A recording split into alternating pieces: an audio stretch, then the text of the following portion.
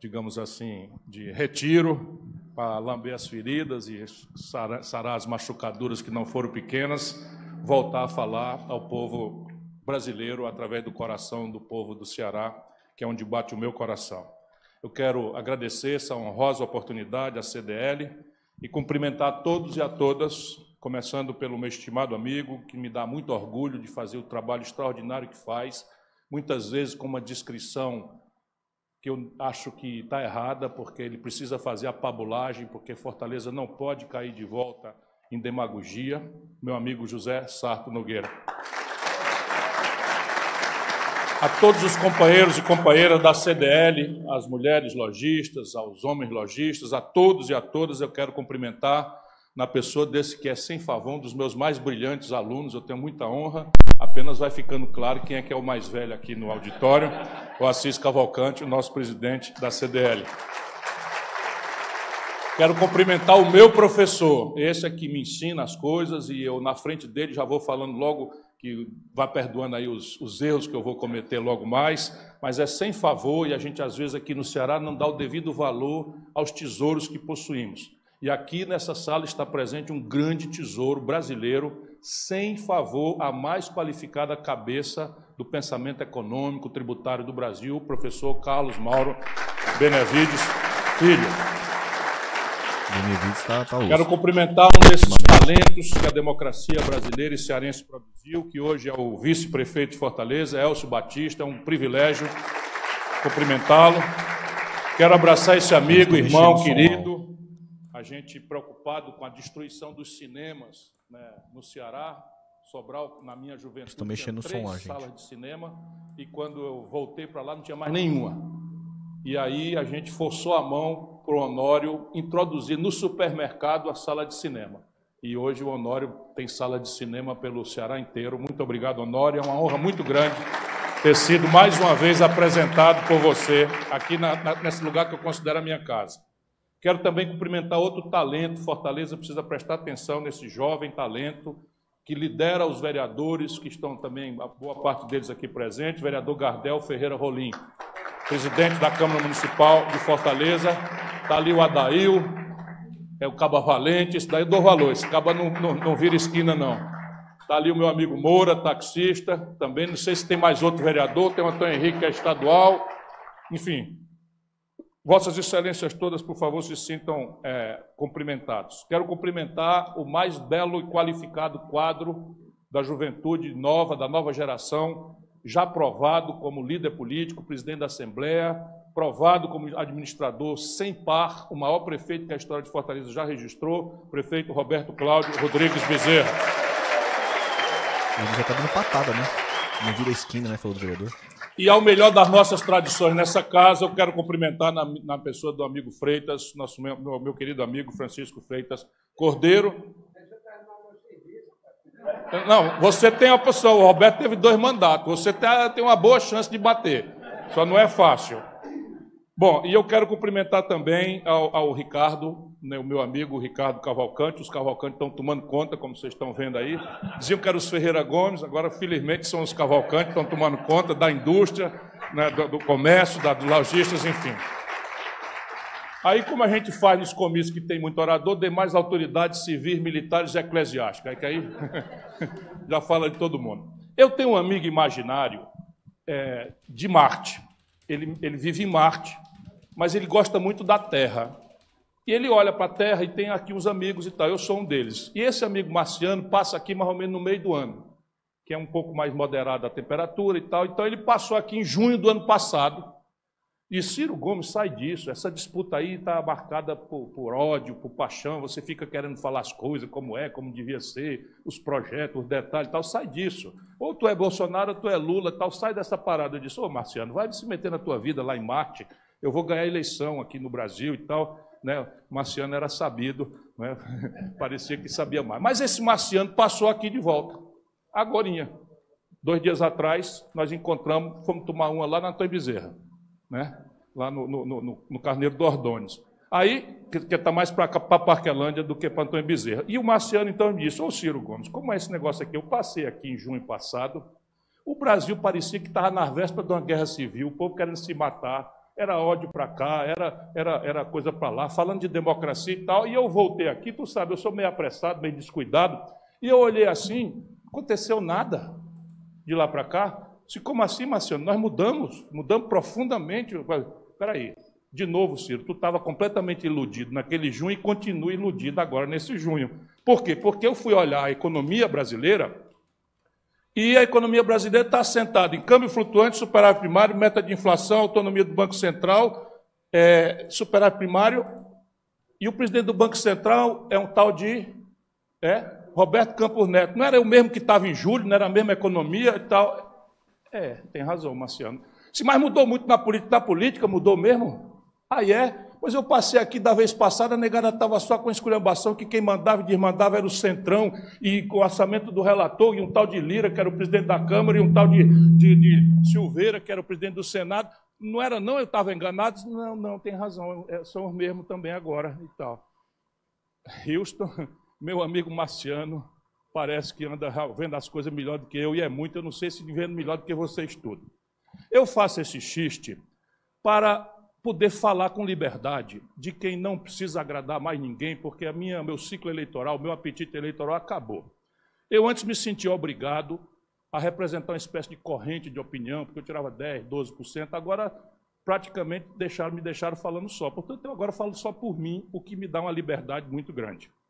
Então, eu vou lhes falar com esta liberdade, pensando no meu amigo Marciano.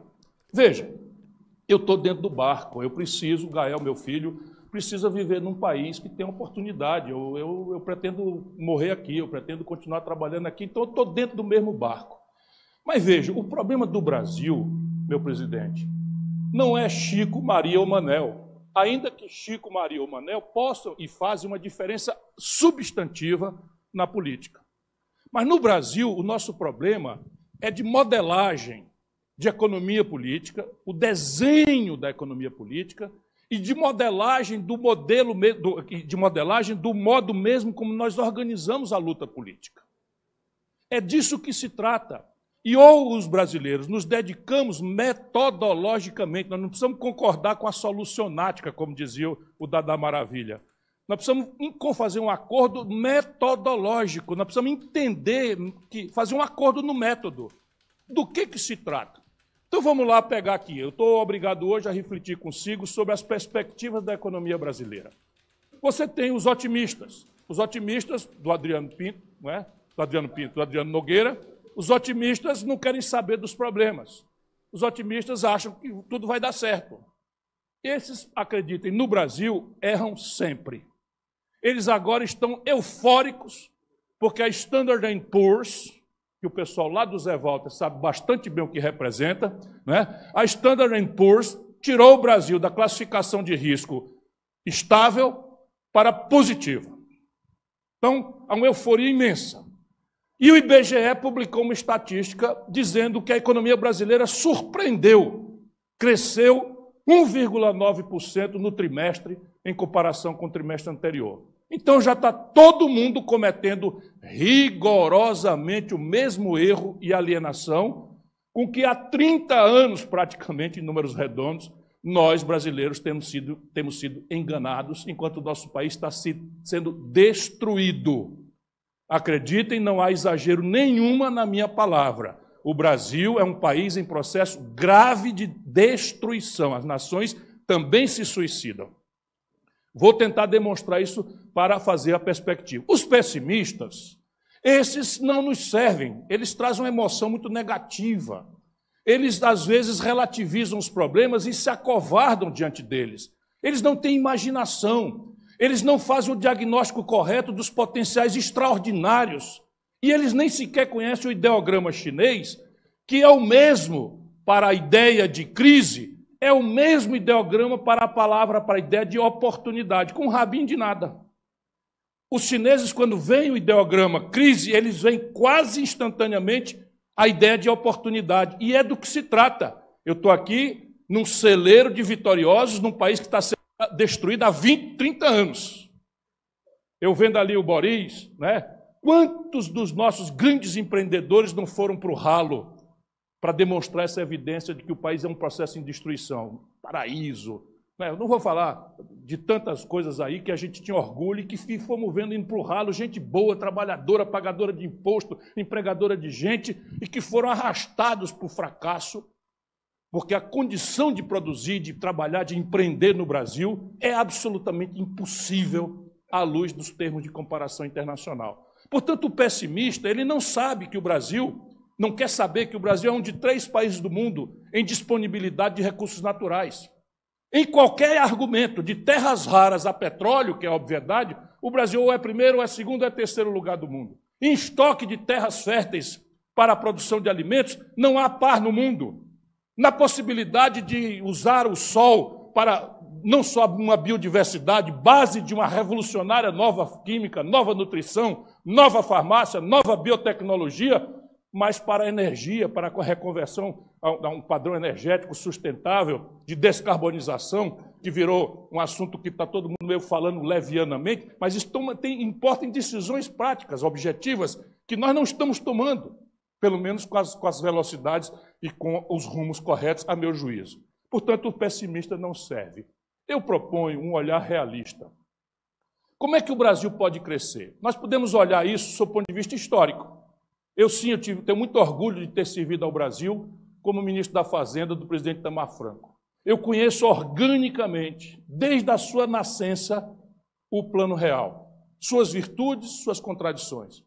E acreditem, boa parte do desafio que nós estamos vivendo hoje deriva da agenda não cumprida na imaginação do Plano Real. Por exemplo, você me cobra, e eu vou refletir um pouco mais adredemente sobre isso, um olhar sobre a questão dos juros. A questão tributária, tudo isso é uma consequência terrível de uma agenda não cumprida, embora imaginada, no real. Por quê? Porque o Plano Real era um começo de conversa, era o capítulo 1º de uma novela, e que nós tínhamos que aperfeiçoar com grande profundidade, com grandes riscos políticos, com grande complexidade, em tempos politicamente muito delicados para o Brasil, porque não só se desmoralizaram a presidência da República com o impeachment do Collor, como nós tínhamos também visto se desmoralizar o Congresso Nacional, numa CPI dos anões do orçamento, que simplesmente flagrou na época, vejam como era o Brasil na época, havia uma empresa chamada Norberto Odebrecht, que foi pilhada pela Polícia Federal, e a única diferença do escândalo do Mensalão e depois do Petrolão é que a mídia não era digital, a mídia eram os disquetes. Mas é a mesma empresa, a mesma corporação, os mesmos políticos, os mesmos ladrões, as mesmas práticas dos anões do orçamento e do impeachment do Collor. Percebam, meus compatriotas, percebam, tem uma coisa errada estrategicamente no nosso país. Estou falando de um escândalo que pegou os anões do orçamento, que a empresa pioneira, a empresa mais visível era a Odebrecht. 20 anos depois, a Odebrecht é pilhada com a lista, não é, dos apelidos e tal. A mesma coisa. A mesma coisa, o mesmo patrimonialismo, como está acontecendo hoje. Então, repare, o que acontecia no Brasil nessa data? O Brasil tinha 2 problemas para resolver. Como segue, penso eu, tendo os mesmos 2 problemas para resolver, se nós pudermos fazer um acordo metodológico. O primeiro problema era o arranjo político. Acreditem, há toda uma massiva propaganda para desqualificar a política, que é a linguagem da democracia, porque isto interessa ideologicamente a fatores clandestinos de poder que manipulam o espaço público sem a legitimidade do voto e da discussão popular que a política e a democracia garantem. É moderno isso é um problema grave dos americanos, é um problema grave da democracia envelhecida da Europa, é um problema dos chineses que não têm apreço à virtude democrática tal como a defendemos. E os documentos chineses falam com despudor, que não querem um modelo de democracia liberal do Ocidente, porque ela é corrupta, porque ela é decadente. O presidente Putin da Rússia acaba de fazer um discurso conflagrando a guerra cultural e não tem pudor nenhum de denunciar a corrupção e as distorções graves que a nossa democracia ocidental está produzindo. Essa é a grande convulsão em que o mundo está atolado. Portanto, nós temos que trazer de volta essa questão da centralidade da política. Mas se não é por ciência, se não é por modelagem, é por pragmatismo. Repare bem, eu tenho para mim que boa parte dos problemas que nós estamos vivenciando hoje deriva do fracasso da minha geração, que tem no seu peito as medalhas reluzentes da redemocratização. Os campeões da luta pela redemocratização, Fernando Henrique e Lula, representam, no resumo, o que eu estou querendo dizer.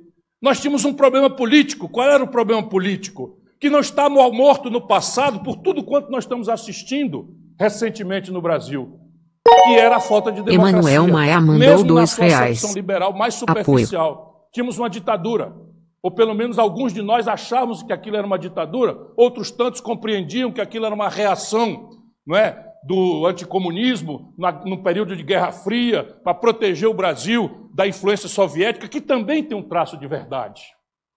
Haverá o dia que nós precisamos pacificar, para que a história faça a luz e a gente saia dessas paixões reducionistas que nos heroificam, dizendo a nós, eu era do movimento estudantil, eu adoro lembrar as primeiras passeatas, as primeiras greves, eu estava metido em todas elas. Eu gosto de ser referido como herói da resistência, embora nem mereça tanto, né, porque nunca sofri cadeia, nunca fui preso, nunca fui torturado, como muitos foram. Mas a comoção da sociedade brasileira contra a ditadura encontra uma oportunidade de precipitar o seu fim no colapso do modelo econômico. Aí é outra grande questão. E eu não estou fazendo história, eu estou examinando as perspectivas futuras do Brasil. E acreditem, o acordo metodológico que os brasileiros precisamos celebrar, e é papel do debate político, porque ninguém mais fará isso. A academia pode nos iluminar, pode nos instrumentalizar, mas só o debate político pode organizar entre nós esse acordo metodológico que eu estou propondo. Qual era a questão? A questão é que a ditadura, quando o país crescia 15% ao ano, a 12%, sim, a juventude talvez não se lembre, não saiba, não parou para estudar, mas houve anos seguidos em que a economia brasileira crescia 12%, 14%, 15% ao ano.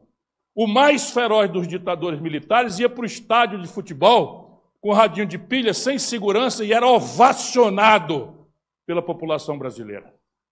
Já é hora de deixar esse heroísmo, né, frouxo que aconteceu, que todo mundo engordou, todo mundo, né, ficou aí conveniente e tal, para a gente pelo menos devolver à juventude brasileira a crença na política, na linguagem da democracia, que é a política e somente ela. Pois bem, na sequência, nós derrubamos a ditadura. Por que nós derrubamos a ditadura naquela data? Não foi porque nós somos mais heróis do que os que nos antecederam e foram derrotados. Não foi porque nós tivemos mais instrumentos de luta do que os que foram derrotados antes de nós. Foi porque o modelo econômico que permitiu ao país crescer 12%, 14%, 15% ao ano colapsou.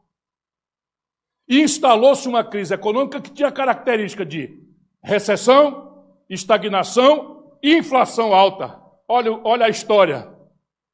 Lá como cá.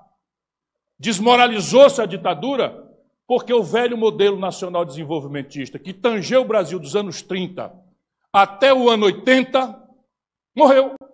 Morreu de morte morrida, morreu de morte matada. E nós não quisemos fazer o diagnóstico dessa morte, porque interessava para nós de forma oportunista, embora compreensível, porque a grande tarefa era redemocratizar o país, a política sobre a economia, nós desconsideramos os fatores externos da economia brasileira. Isso é um problema.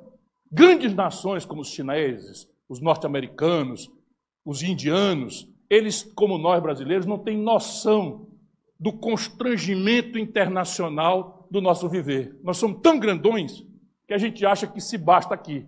E, na verdade, todo o nosso viver, mais ou menos imediatamente, é impactado pela forma como o nosso país é posto em convivência no cenário internacional.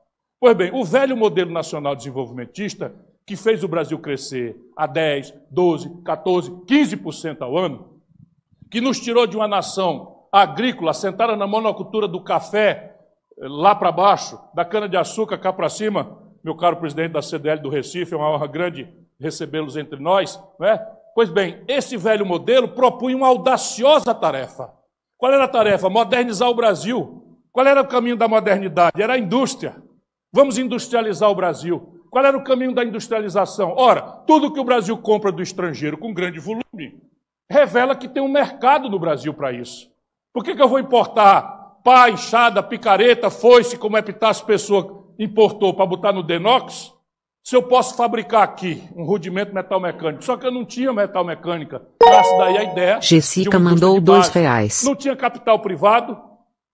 Nasce daí a ideia do Estado ser empresário. Tudo pragmatismo. Não foi ideologia, não foi comunismo, mas foi absoluta liberdade mental, de imaginação, que é tudo que falta ao Brasil hoje, aos brasileiros que tomam as decisões, para audaciosamente nos rebelarmos contra a ideia de um país de economia rural, primária, de subsistência ou de baixíssima rentabilidade, como era o Brasil passado. Resultado prático, esse modelo funcionou.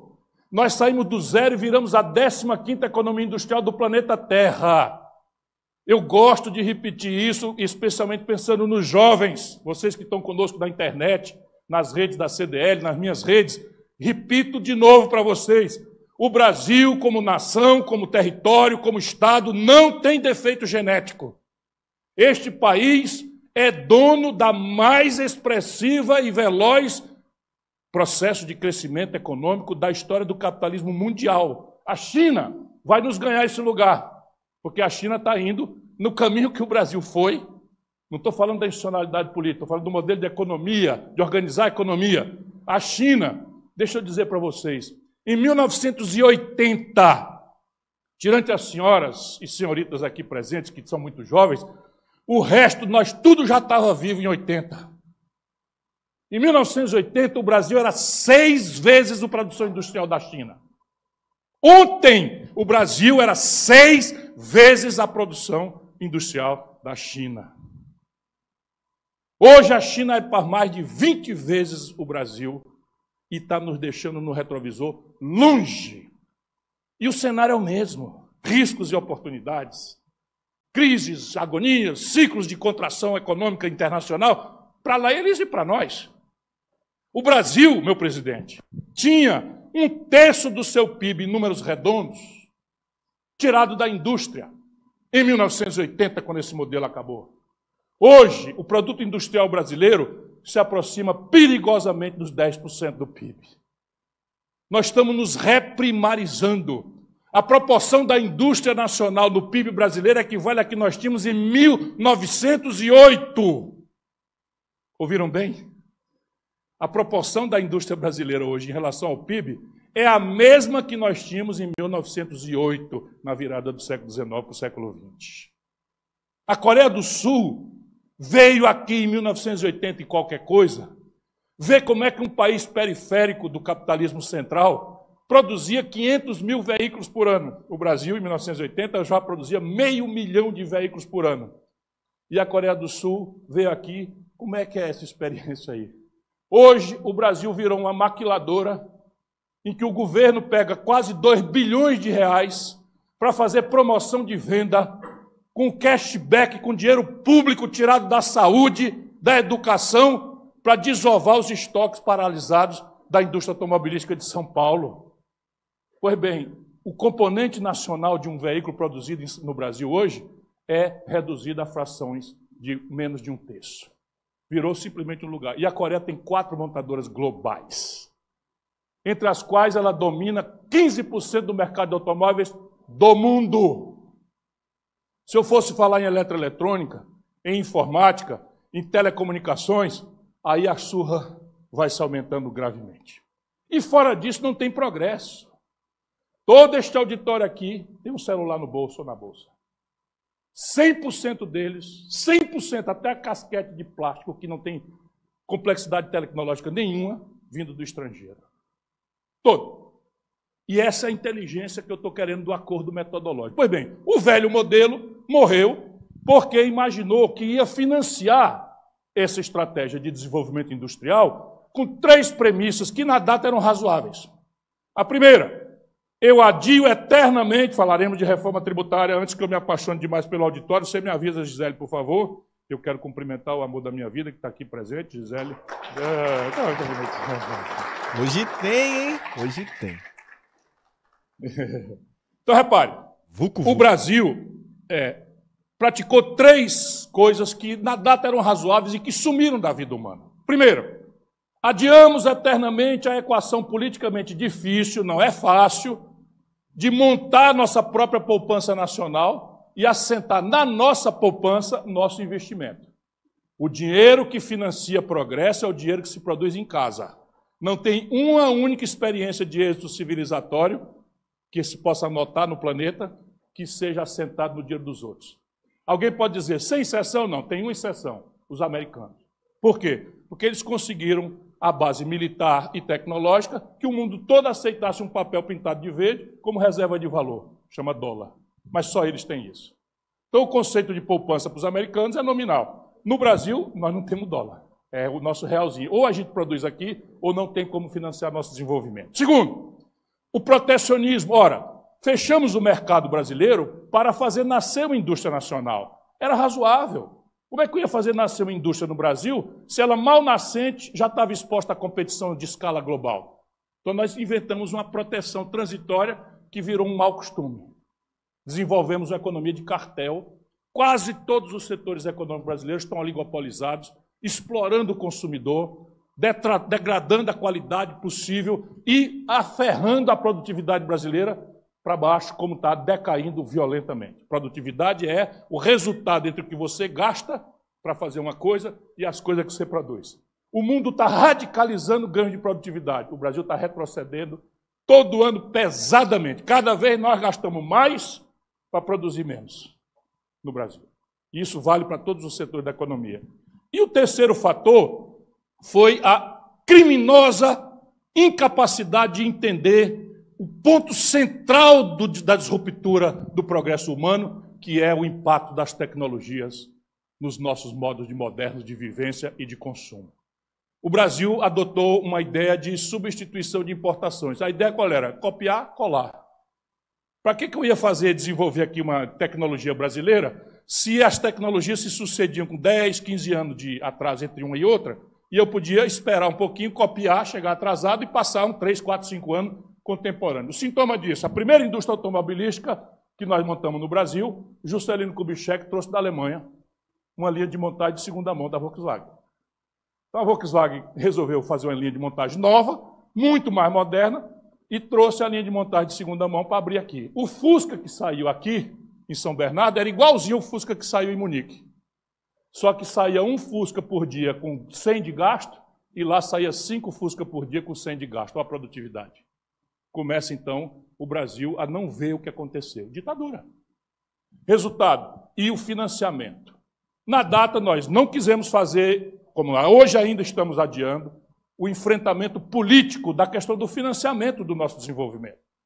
E aí os do tempo decidiram, vamos fugir desse conflito, esse lulismo que está aí, é a mesma coisa no passado, a conciliação, sabe? Você deixa tudo como está e vai enganando as pessoas, e vai ganhando o dia a dia, vai botando do bocado para a boca e tal, e o país não tem alternativa. O resultado prático é o seguinte, nós resolvemos financiar nosso desenvolvimento tomando dinheiro alheio emprestado. De novo, era razoável. Os dinheiros, antes da eletronização do meio financeiro, antes de Wall Street, da City, em que um garoto operando um computador parece que está jogando um videogame, tira 10, 15 bilhões de dólares do balanço de pagamento de um país overnight, para arbitrar ganhos especulativos, isto não existia. Então o Brasil tomou durante 30 anos dinheiro emprestado na valsa. 3 anos de carência, 20 anos para pagar, juro de 3% ao ano. Não vai cair o queixo aí não, para quem descontar uma duplicata 3% ao mês no Brasil. Ao ano nós pagávamos. Então danaram a pedir dinheiro emprestado barato, como se a farra pudesse ser eterna. Chegou 1979, os norte-americanos tiveram uma crise no seu balanço de pagamentos, uma série de problema monetário, e pegaram a taxa de juros de 3% e botaram em 27%. Quebrou todo mundo. Todos os países que dependiam desse fluxo de dinheiro quebraram. Pois aí nasce o problema do Brasil. Olha que absurdo!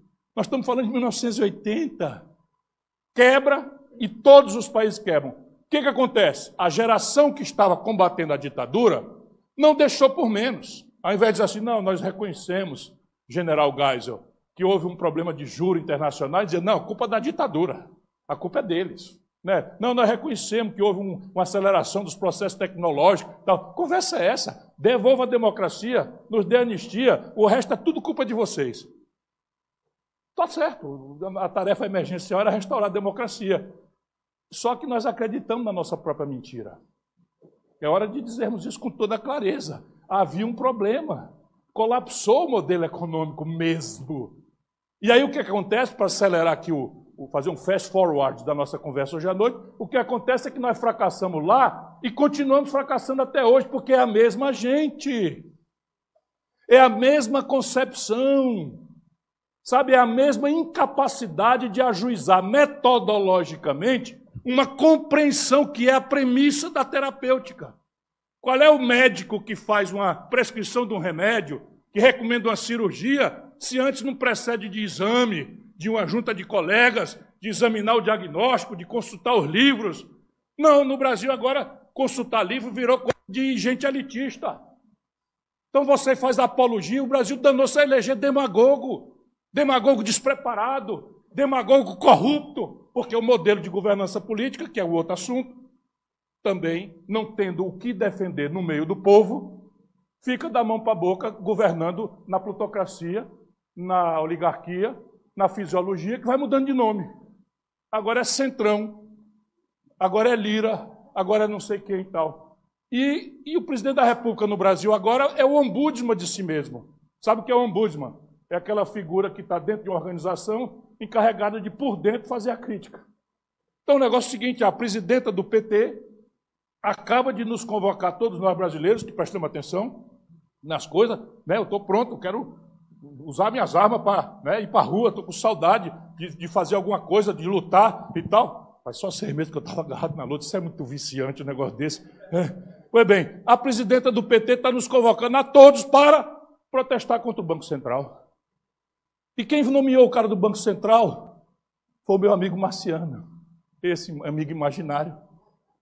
E pela lei complementar que estatutariamente definiu a autonomia do Banco Central brasileiro, em plena pandemia, numa votação virtual, sem que ninguém tenha tido o direito de entender do que se trata, porque nós estávamos cuidando de matar e morrer na pandemia, com um presidente que ia fazer apologia da morte, que fazia apologia da não vacina, que fazia apologia do não isolamento, explorando as contradições de uma epidemia grave como aquela, passaram a autonomia do Banco Central. Só que mesmo os canalhas que fizeram isso, desculpem, não há como dizer diferente a palavra. As palavras existem para nominar as pessoas, as situações e as práticas. Passaram um estatuto, mas mesmo esse estatuto dá ao presidente da República o direito, o dever de demitir a direção do Banco Central. Se ela não cumpre as metas, etc., etc., como não cumpre nenhuma vez, é direito, dever do presidente demiti-lo. Agora, eles estão enganando todo mundo como se ele fosse indemissível. Não é. Artigo 5º, inciso 4º da Lei Complementar 279. Eu tenho uma memória razoável, estou achando que eu não errei, não. Vai aí, Zélio. Autonomia do Banco Central. Mas eu mostro para você, então lá está dito. Sabe o que ele precisa fazer? Uma recomendação do Conselho Monetário Nacional. Eu já presidi o Conselho Monetário Nacional. Sabe quem é o Conselho Monetário Nacional? O ministro da Fazenda. Se mesmo, como eu estou dizendo, o ministro da Fazenda, mais não sei quem, se junta e diz, presidente, nós queremos a demissão do presidente do Banco Central e das diretorias, porque não estão cumprindo a meta conforme a evidência tais. Hein? Lei Complementar 179, mas o artigo 5º e o parágrafo 4º eu matei na chave. Matei não? Pronto, está aí. O meu professor está aqui no ponto. Eu estou tentando mostrar isso, porque veja onde nós chegamos. O partido do governo convocando a população para protestar contra o eixo central do governo. Porque o Bolsonaro culpava o Supremo Tribunal Federal. Vocês não lembram, não? Ontem, o Marciano disse, rapaz, o negócio aí está diferente. Não, porque o outro presidente que não fazia nada porque o Supremo não deixava. Agora esse está dizendo que não faz porque o Banco Central não deixa. Que é isso? A governança política, já estou passando da conta. A governança política é o seguinte, não é trivial. Mas ou nós encaramos esse monstro, e olha aqui, eu sou um otimista nesse aspecto inveterado, mas eu estou muito angustiado, porque ou nós encaramos o monstro que nós estamos criando, ou esta democracia estará morta na próxima eleição. E eu explico por quê.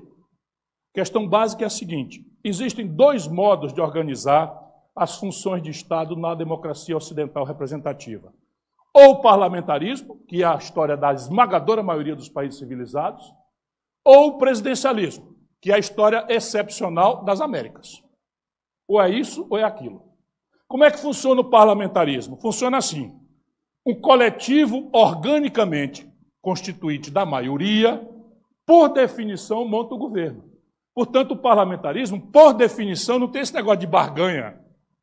É a maioria do Congresso constitui o governo. E é responsável, esse é o ponto, e é responsável pelos negócios de Estado, pela boa economia, pela boa qualidade do serviço público, pela lisura dos costumes republicanos, e há mecanismos que não esperam 4 imortais anos, em tempos modernos, que dissolve o parlamento. Numa moção de desconfiança, convoca eleições gerais.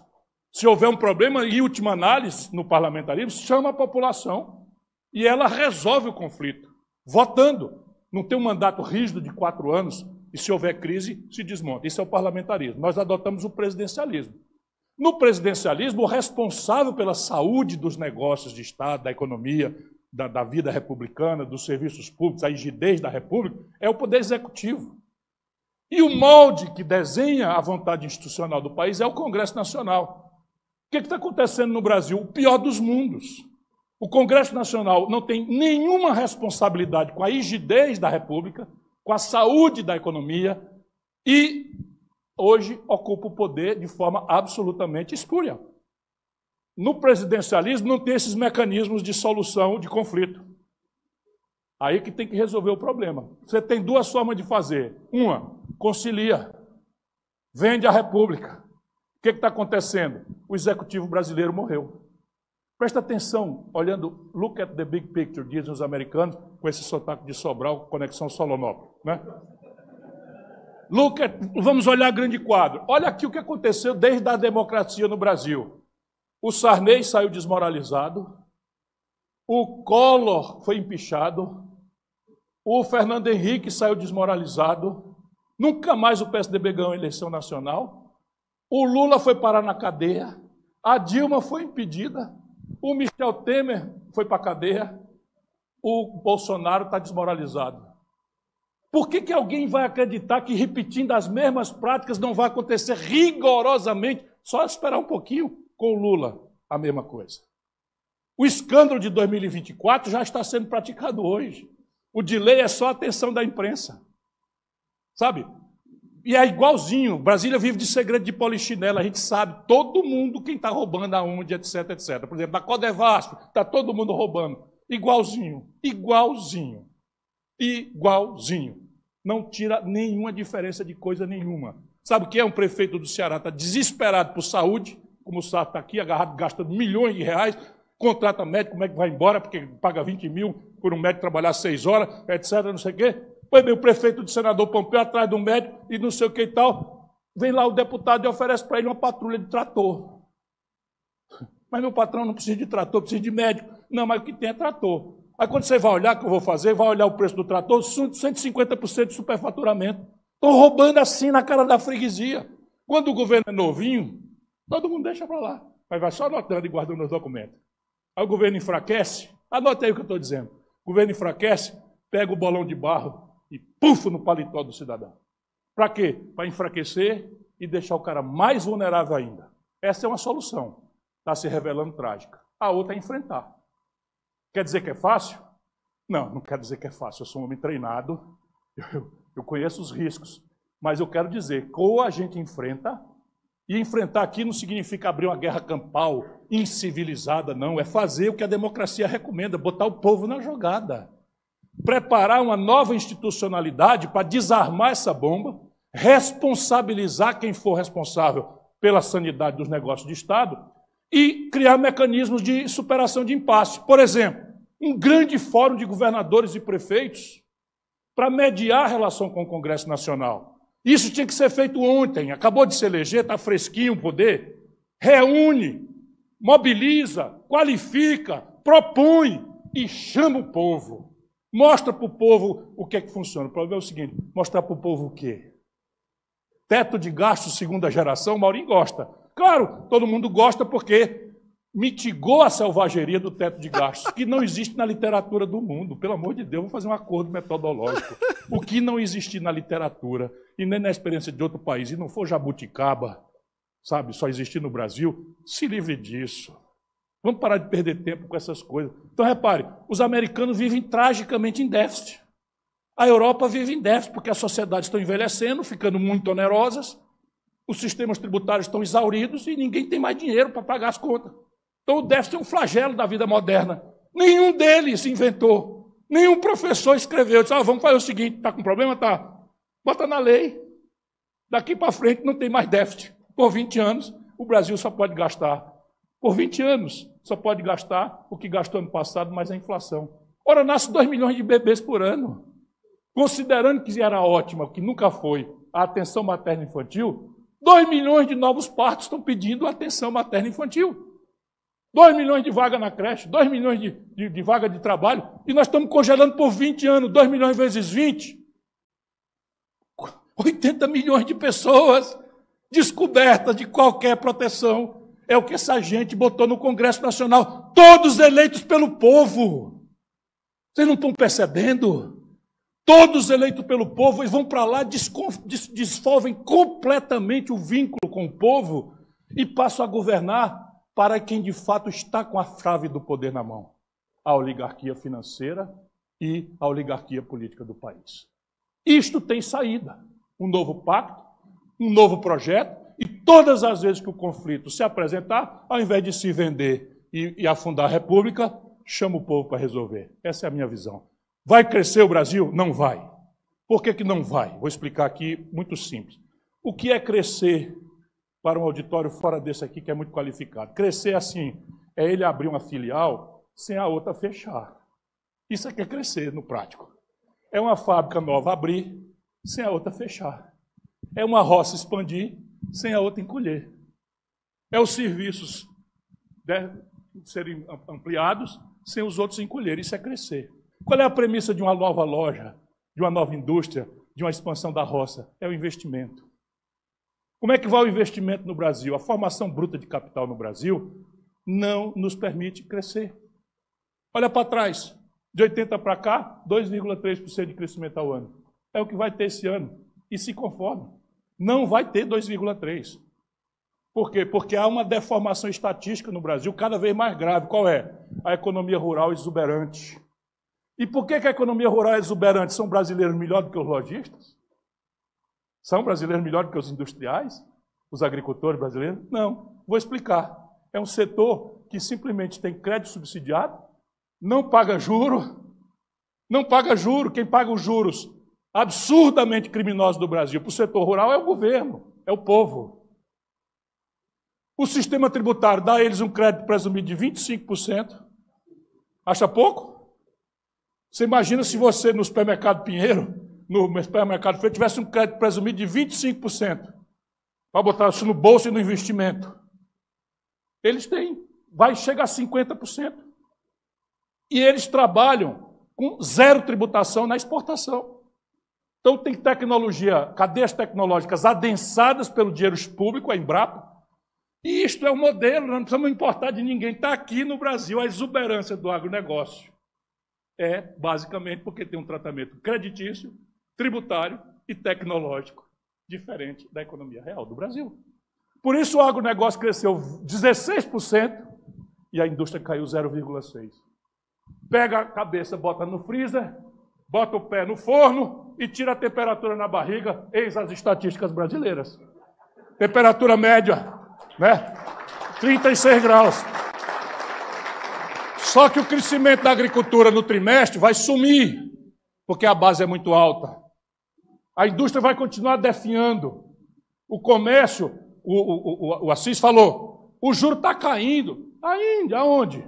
Só se for lá no lugar do meu amigo Marciano. Sabe o que está acontecendo com o juro brasileiro hoje? Está em elevação. Nós estamos nos queixando porque a gente não é informado que o juro que importa é o juro nominal menos a inflação. Quando se meteu 13,75, nós estamos falando de inflação de 8, 9 pontos, já era uma aberração. Hoje a inflação está em 4. Ou seja, os juros brasileiros estão em elevação. Isso, tecnicamente, é uma aberração que só o Mauro Benevides Filho está falando. Eu estou falando pela primeira vez depois dos 6 meses de... Hein? Não, disparado, sem rival maior do mundo, mas tem alguns problemas. Vamos pegar a América do Norte. A América do Norte tem uma inflação hoje de 8%. Sabe quanto é a taxa de juros nos Estados Unidos? 2,5%. Ao ano.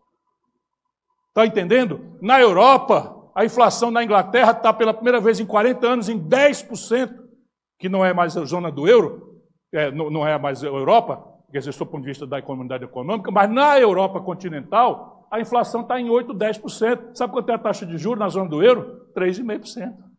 Eles estão errados e nós estamos certos? Vamos fazer um acordo metodológico. Eles estão errados e nós estamos certos? Não. É que ninguém no mundo deu ao Banco Central a autonomia criminosa que esse governo passado deu com o Centrão e o Solira, em plena pandemia.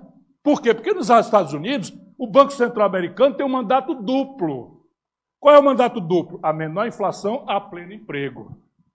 Então ele tem que olhar um olho no gato, qual é a taxa de inflação, e o outro no nível de atividade econômica. No Brasil, é só um olho no gato. E sabe qual é na prática a causa? Indenizar com dinheiro público a especulação financeira. Essa é a explicação, e esse é o que está mandando no Brasil. Se continuar como está, não é possível. Não cresceu nos últimos 30 anos, por que vai crescer nos próximos? Se o modelo é rigorosamente igual. As pessoas estão até envelhecidas, e o problema está se agravando. Está se agravando. Então, você é o seguinte, uma agência de risco classificar, tem uma questão, qual é? O Brasil tem 360 bilhões de dólares numa espécie de caderneta de poupança nas reservas cambiais. Esse país não vai dar calote em ninguém. Não vai dar calote. Então, o Brasil merecia investment grade, que é a melhor avaliação de risco. E assim, não, nós vamos ganhar o investimento estrangeiro. Desculpe, é com isso que eu vou terminar. Quem é que vai investir num país que faz 20 anos que a capacidade instalada da indústria ociosa está entre 20% e 25%? Deixa eu explicar para vocês. O Brasil tem uma indústria capaz de produzir 1.000 geladeiras. Há 20 anos só está dando conta de produzir 800, em vez de 1.000. Alguém vai botar uma nova fábrica de geladeira no Brasil? A Ford estava aqui há 40 anos, foi embora. Percebe? A Sony estava no Brasil há 30 anos, foi embora. Ninguém vem investir no Brasil por conversa mole, por conversa fiada. Vem investir se tiver retorno. A taxa interna de retorno de um negócio cujo imobilizado está ocioso 20% há 20 anos, a economia está se degradando, está se acabando.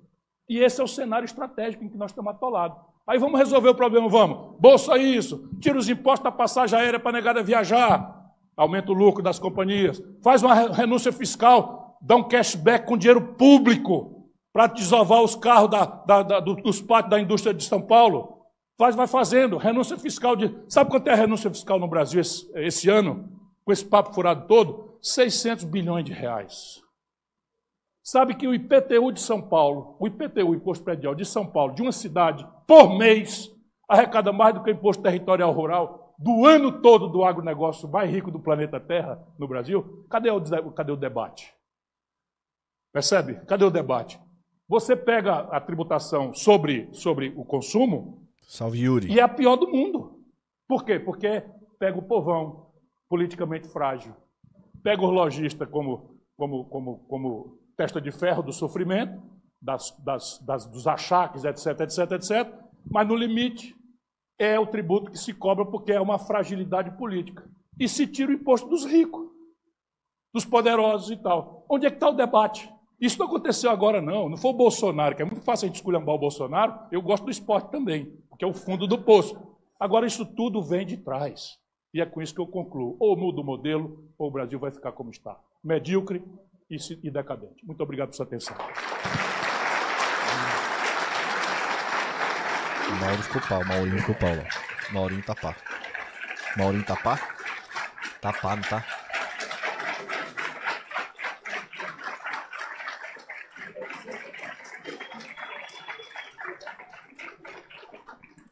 Mauro tapar, velho. Estatística até eu erro.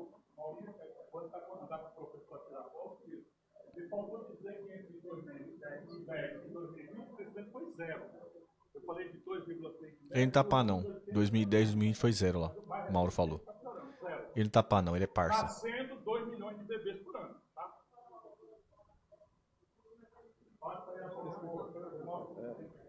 Lá vem o Faustão. Bora, Faustão. Obrigado. Solta sua voz. Vai ter perguntas, chame já. Ciro, pela sua verdadeira aula de brasilidade, de dificuldades e de oportunidades também. E a gente prossegue com as perguntas que vão abranger de uma forma geral e que serão feitas pelas autoridades que estão no palco, primeiramente, e em seguida as perguntas selecionadas da plateia.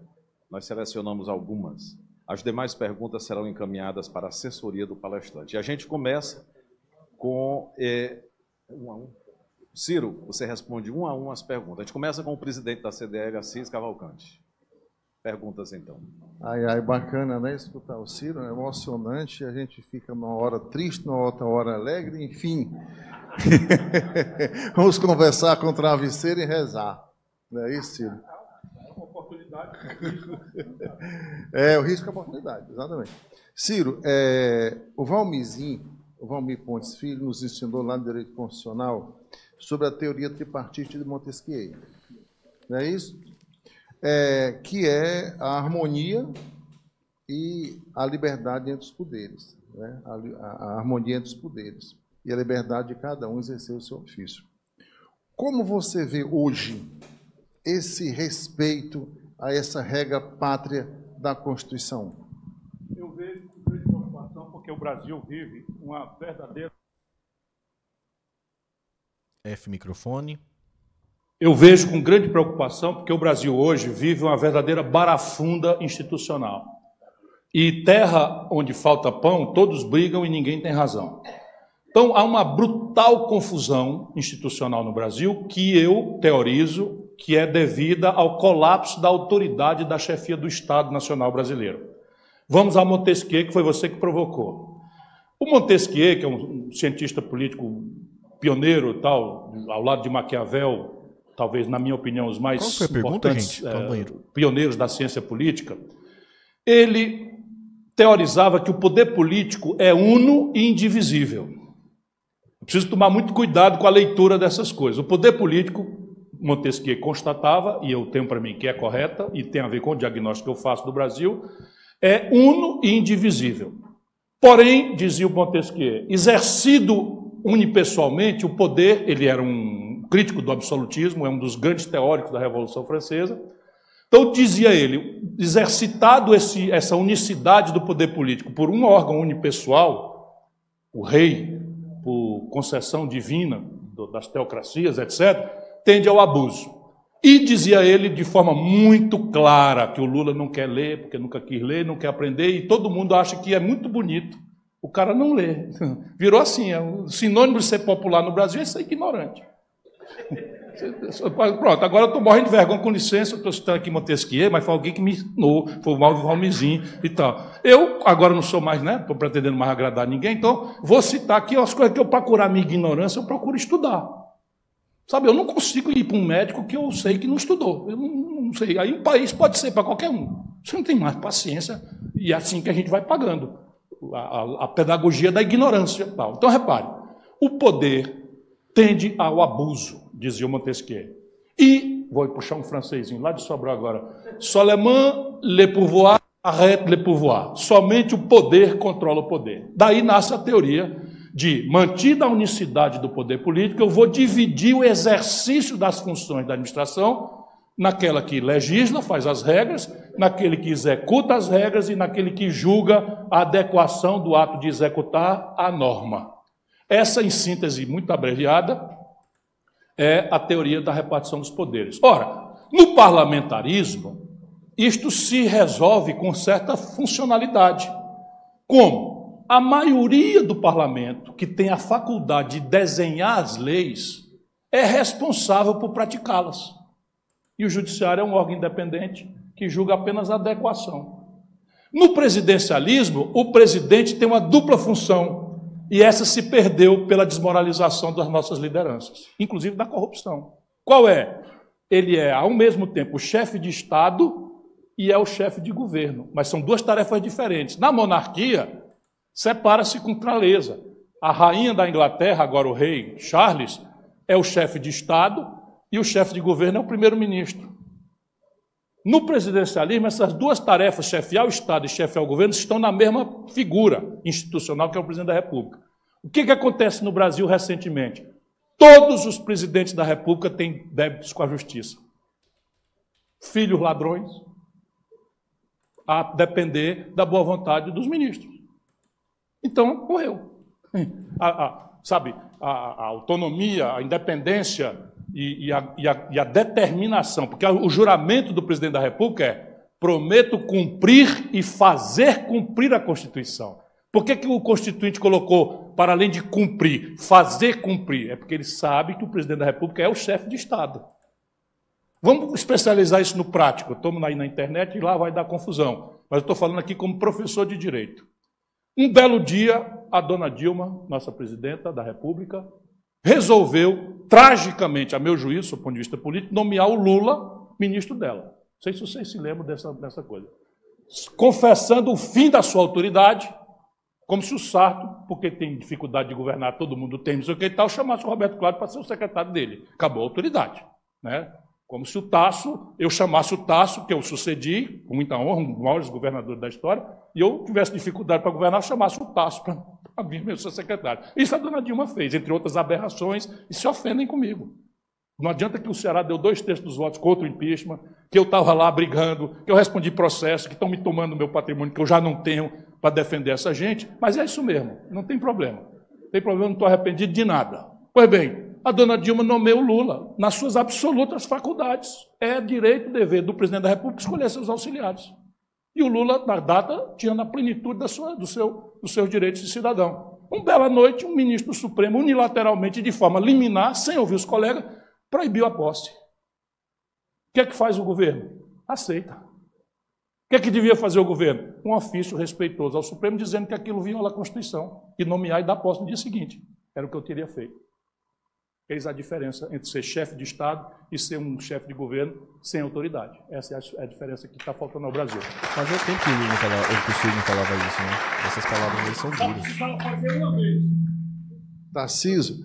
Só precisava fazer isso uma vez. Era um chega para lázinho e as autoridades se organizavam de novo, cada qual no seu quadradinho. E é engraçado que o Renan Calheiros fez isso um pouco depois, lembra? Aconteceu uma coisa, o Renan Calheiros era chefe do Senado. Se alguém lembrar esse caso aí, me puxa aí. E aí aconteceu alguma coisa e o Renan Calheiros ficou presidente do negócio e falou assim: não vou cumprir o que o STF está mandando porque isso é uma lei do chefe do Senado.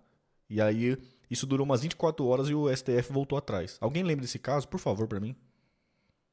A aula de Direito Constitucional foi de graça aí, né? Vamos lá, gente. Tarcísio, outra pergunta. Obrigado. Tarcísio, vamos mudar a regra um pouco? As pessoas que estão aqui no palco farão as perguntas, ao final ele responde de uma vez só, tá?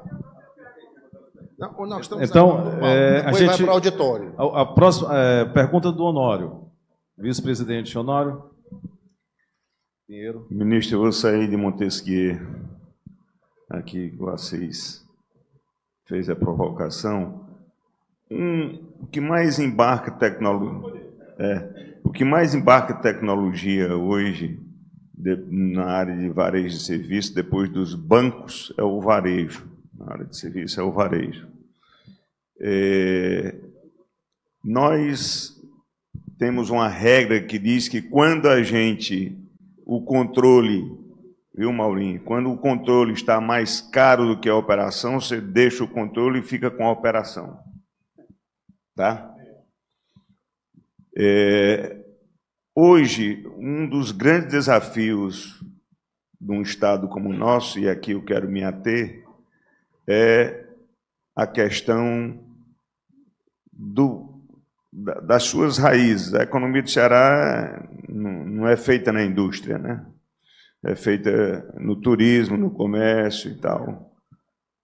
E, há pouco tempo, num belo programa promovido pela FIEC, aqui sob o piloto do Rio, com um objetivo muito claro e convincente pelos colegas do Dr. Mauro Filho, um paraibano e um mineiro, mostrando a possibilidade de uma mudança, porque a necessidade todos os brasileiros conhecem. Você acredita que saia a reforma tributária no Brasil? Deputado Mauro Filho, a pergunta agora é do senhor.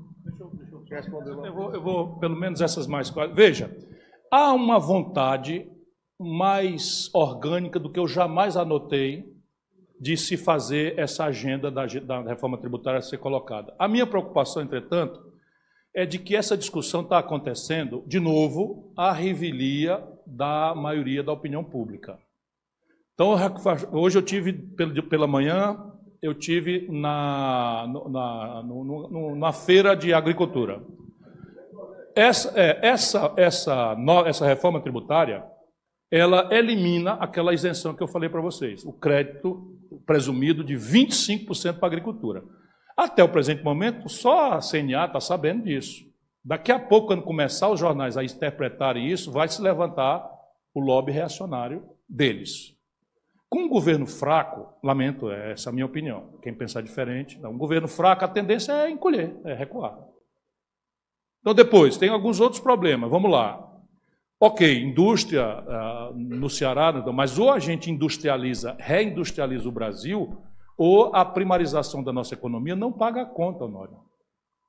É simples de entender, nossa sociedade aspira um modo de vida igual ao europeu e norte-americano. E esse padrão de consumo se refere a um padrão tecnológico que nós não sabemos, não temos como fazer. E a nova etapa disso, que são os serviços sofisticados associados a essa indústria moderna, o Brasil está absolutamente fora. Como a gente aspira a importar, de novo, como é o ciclo da crise no Brasil? Vocês vão ver de novo o filme acontecendo.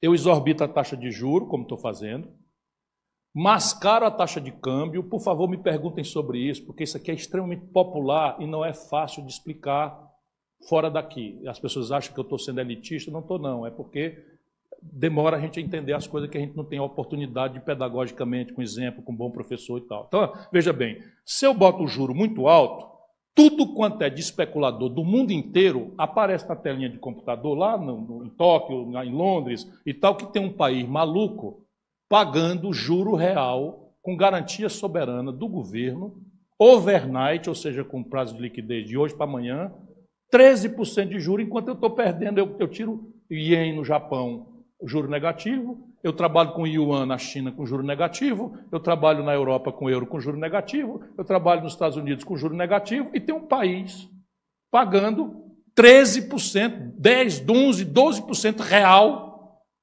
overnight, com garantia soberana do governo. Eu venho para cá tudo. O que acontece com o preço do real, com o preço do dólar, se eu tenho uma super oferta de dólar no mercado?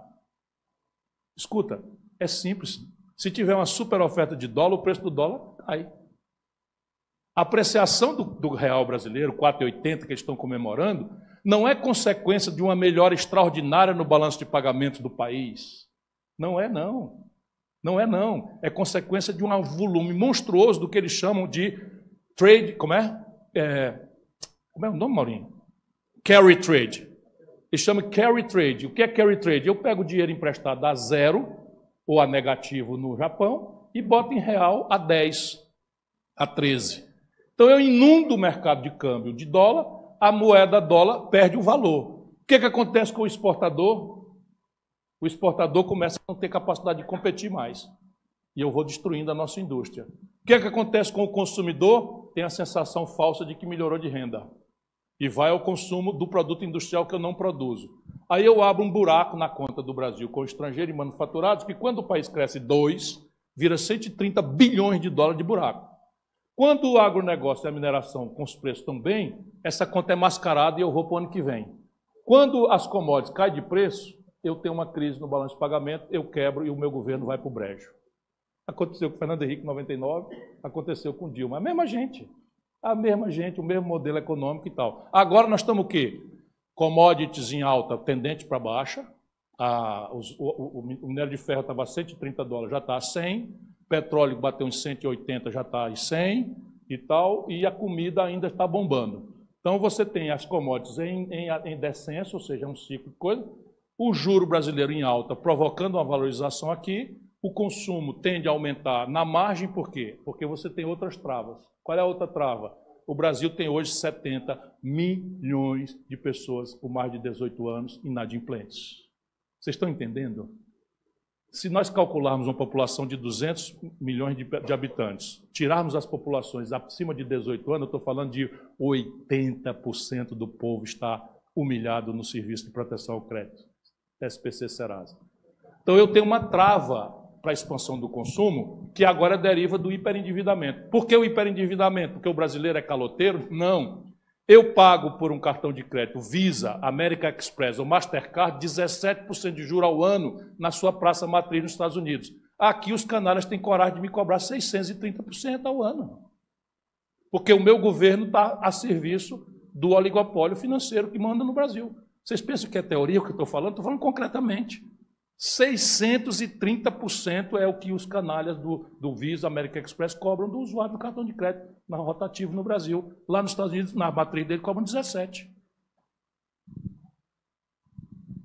Então, vamos botar. Maurinho. Outros fatores para olhar. Então, eu estava falando da indústria e fiz uma digressão. Toda a lógica de incentivo fiscal, Cavalcante, que nós montamos no Ceará, era uma rendição à evidência de que o Brasil não tem projeto nacional e resolveu desconsiderar nossa justa pretensão de nos desenvolvermos, ao Nordeste, especialmente, onde eu servi com mais disciplina. Então, o que é que nós fizemos? Nós pegamos uma deformação do sistema tributário, que é o crédito na origem. Vocês sabem como é que funciona o ICMS. Eu pego uma televisão que é feita em São Paulo, ligo ela lá no Pereiro, o ICMS, uma parte importante dele, volta para São Paulo. Isso é crédito na origem. E o IVA, que está em andamento, que é o correto, que é a boa prática, que é a melhor literatura, cobra no destino. Mas a lógica no Brasil, da ditadura, que a Constituinte, por influência de São Paulo, adotou. Por quê? Porque São Paulo, Rio de Janeiro, Minas Gerais e Rio Grande do Sul tem 80% da produção industrial do Brasil. O crédito é na origem. Eu monto aqui no Ceará uma estrutura de incentivo que tem por premissa o crédito na origem. E eu trago, então, uma poderosa indústria calçadista. O Ceará virou o maior exportador de calçados populares do Brasil. O que é que eles vêm fazer aqui, Pio Rodrigues? Um abraço grande. O que é que eles vêm fazer aqui? A matéria-prima não é daqui. A matéria-prima da indústria não é daqui. O mercado, vocês têm ideia, o Ceará está produzindo só na Grendene 400 milhões de pares de calçado por ano. O Ceará tem 10 milhões de habitantes. Então, vocês têm ideia, o mercado também não é aqui. Se essa mercadoria passeia na matéria-prima e passeia no output da venda, eu tenho um custo adicional do cara ter locado aqui. Eu tenho que indenizar esse custo. Qual é que é o que eu tinha? Eu tinha o crédito na origem. Essa reforma acaba. Pura e simplesmente acaba. Na finança pública, por isso o governador do Estado pode estar pouco atencioso a isso, na finança pública, se for cobrado no destino, como o Ceará é um Estado liquidamente importador, por debilidade econômica, vai ganhar dinheiro. O Estado vai ganhar dinheiro. Só que São Paulo não pode abrir mão do crédito. Como é que vão resolver essa contradição? Porque se tirar o crédito na origem de São Paulo quebra, já está quebrado, Rio Grande do Sul já está quebrado, Minas Gerais já está quebrado, Rio de Janeiro já está quebrado e meio. Então, são questões que nós vamos ter que resolver. Depois você tem o seguinte, atenção, setor de serviços. A lógica do IVA, tecnicamente, é uma alíquota só. Hoje, ISS do SAT é 3% a 5%. Nós estamos falando agora de uma alíquota de 24% de ISS. As pessoas vão começar a acordar para isso que eu estou falando aqui. Eles estão preocupados. O Mauro Filho, para nossa sorte, é o único cara que está preocupado em fazer uma coisa correta. E está lá com esses assuntos todos, ele domina o assunto e está procurando coisas imaginosas. Por exemplo, a ideia é substituir, que não é renúncia fiscal, o incentivo fiscal da indústria por um fundo de desenvolvimento regional. Vai ser de status constitucional não contingenciável ou vai ser tipo esses fundos FUST, que está contingenciado desde que nasceu? Tudo isso é para a gente ver. Eu sei o seguinte, que do jeito que está, vai piorar. Do jeito que está, vai piorar. E olha que eu tenho livros defendendo o conceito que está aí. Mas o conceito qual era? Um IVA federal. Qual é a deformação brasileira? É que nós mentimos para o povo que nós fizemos uma reforma da Previdência, conservamos o modelo Previdência. Olha o desastre desse país. conservamos um modelo de previdência insustentável, que é o modelo de repartição. Só tem 3 países dos 63 que nós estudamos, Maurinho me ajudou também nisso, que mantém o sistema de repartição. Brasil, Venezuela e Argentina. Olha a companhia. Com todo respeito, olha a companhia onde nós estamos no sistema previdenciário. E mentiram para o povo, quebrando um contrato. Por quê? Porque o sistema de repartição depende de 2 pernas que sumiram da realidade humana mundial e brasileira. Primeiro, demografia jovem. O que é a previdência e repartição? É eu hoje trabalho e contribuo na crença de que o que vem atrás de mim, quando trabalhar, vai pagar meu aposento. O governo quebrou o contrato. Hoje, o nordestino do semiárido não tem mais aposentadoria. Por quê? Porque tem que ter 40 anos de contribuição com uma idade mínima que ele não alcança. Compreende? E a população sentiu que foi lesada. E aí, resultado prático, nós estamos num brutal envelhecimento da população e a outra perna é alto nível de formalidade do mercado de trabalho. Nós aprovamos uma reforma trabalhista. E veja bem, temos que aprovar uma reforma trabalhista, mas nós aprovamos uma que faz uma aposta na informalidade. E a Previdência Social depende, por definição, da carteira assinada. Se eu não tenho carteira assinada e amanhã, por qualquer porta, eu tenho direito a uma coisa qualquer da Seguridade Social, quebrou o sistema. E aí eu inventei um negócio chamado PIS/COFINS, que é 2 de 5 tributos sobre valor adicionado. O mundo inteiro só tem um, é o IVA, VAT. O mundo inteiro. E como ele é incidente sobre o consumo com alíquota única, ele ganha escala e todo mundo pode pagar 6%, 7%, que é o padrão do IVA quando a gente viaja para a Europa, para os Estados Unidos e tal, o padrão 7%, 8%, olhe lá. No Brasil ele vai nascer com 24%, 25%. Por quê? Porque eu tenho PIS, COFINS, que são cofinanciamento da Previdência, como tributação sobre valor adicionado. Eu tenho o ISS do prefeito, eu tenho o ICMS do governador e eu tenho o IPI do presidente da República. Juntou tudo para fazer o que os empresários querem? Simplificação e redução da carga tributária. 2 objetivos corretos para o setor comercial, absolutamente corretos, porque se olhar tecnicamente, o Brasil está subgravando patrimônio e retenção especulativa de capital e supergravando o consumo e o investimento. Na direção oposta do que o mundo faz. Mas também não tem essa discussão. Por quê? Porque bonito no Brasil é ser ignorante. Eu vou ser presidente do Brasil, minha cartão de visita, eu sou tão idiota e ignorante quanto o mais imbecil dos ignorantes que for. Não entendo nada disso. Chama o Paulo Guedes, disse um. Agora o outro está dizendo, eu vou dar picanha e cerveja para as pessoas. Pô, não é assim que querem, vão assim. Né? Tapá.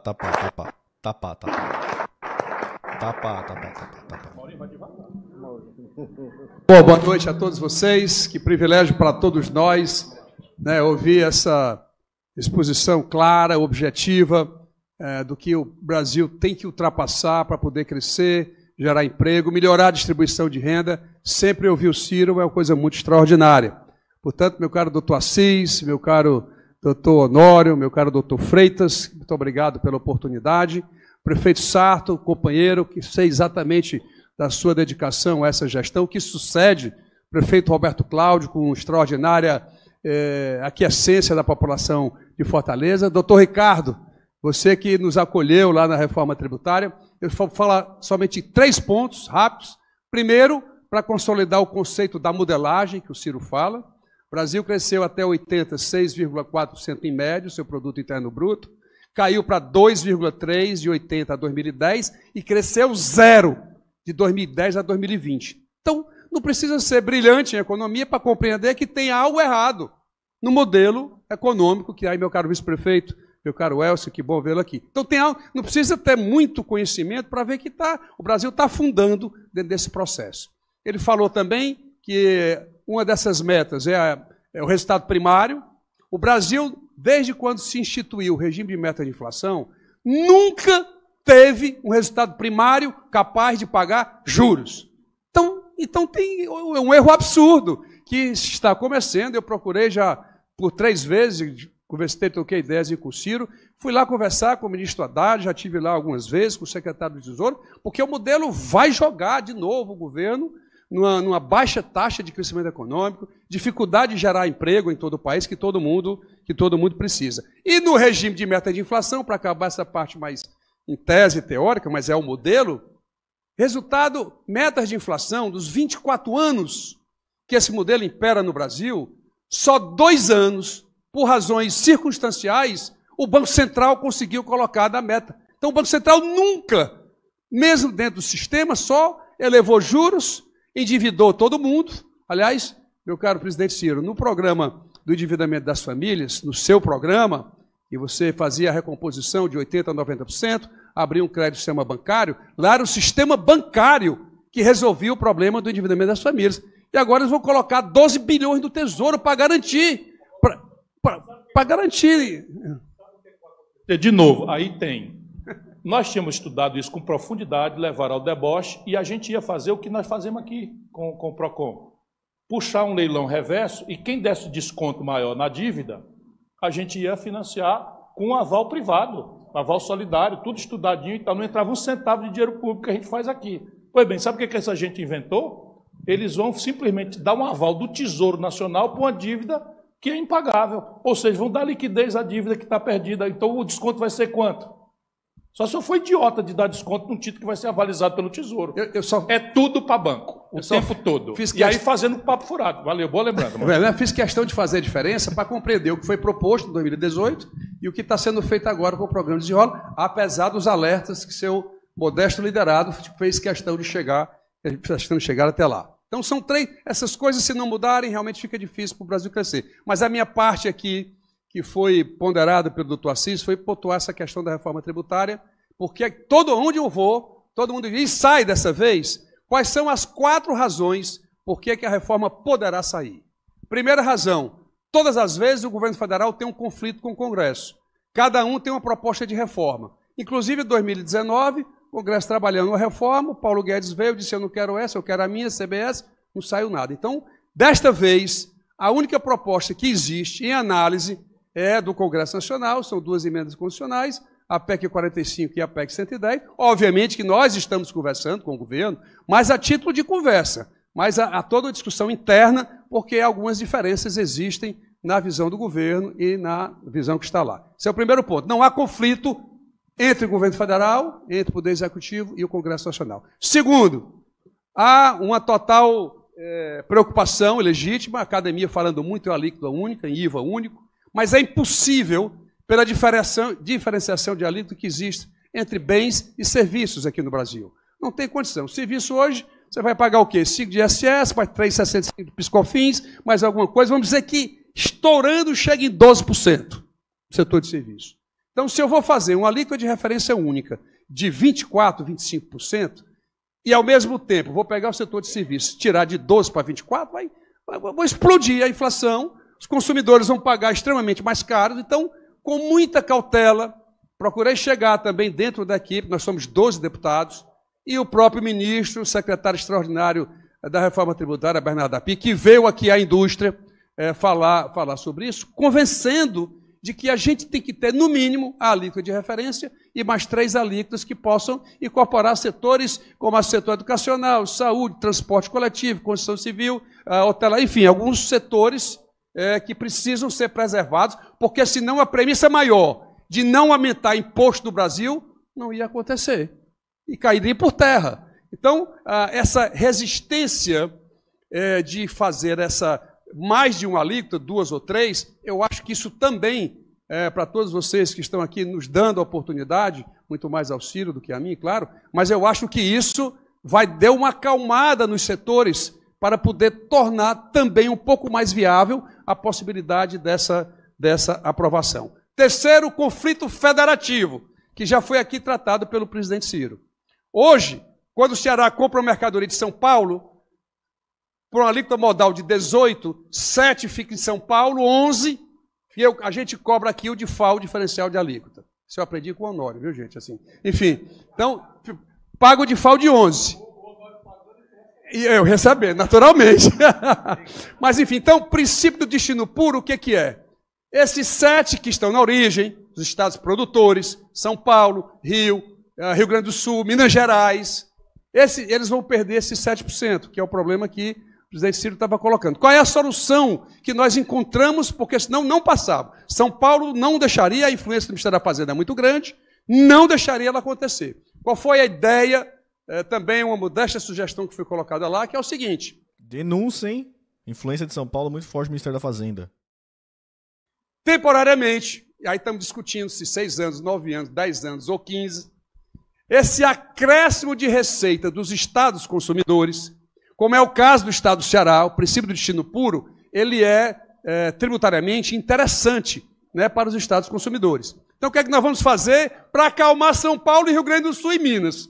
Está sendo feito isso, que é o seguinte: o acréscimo de receita dos estados consumidores, parte dessa receita vai assegurar, no ano da publicação da emenda constitucional, o nível de arrecadação, atualizado pelo IPCA, nós estamos sugerindo 7 anos, São Paulo quer 15, vamos ver se chega em 9, 10, e aí você acomoda essa, em tese, perda de receita, porque a atividade econômica é crescendo, a receita deles vão crescer, e aí você se desincorpora dessa transição que aí está devidamente colocada. Então, nós acreditamos, nesse terceiro ponto, que nesse princípio federativo, estados e municípios, você tem aí um problema muito grave. E o quarto é o problema dos municípios, sobretudo das prefeituras de capital. Porque ainda tem um outro ponto, viu, Ciro, que era o seguinte: no IVA único, e tem uma agência que vai recolher esse tributo e distribuir no dia seguinte, São Paulo também se arvorava dizendo que não vou ficar dependente do governo federal. Então, o que é que nós fizemos?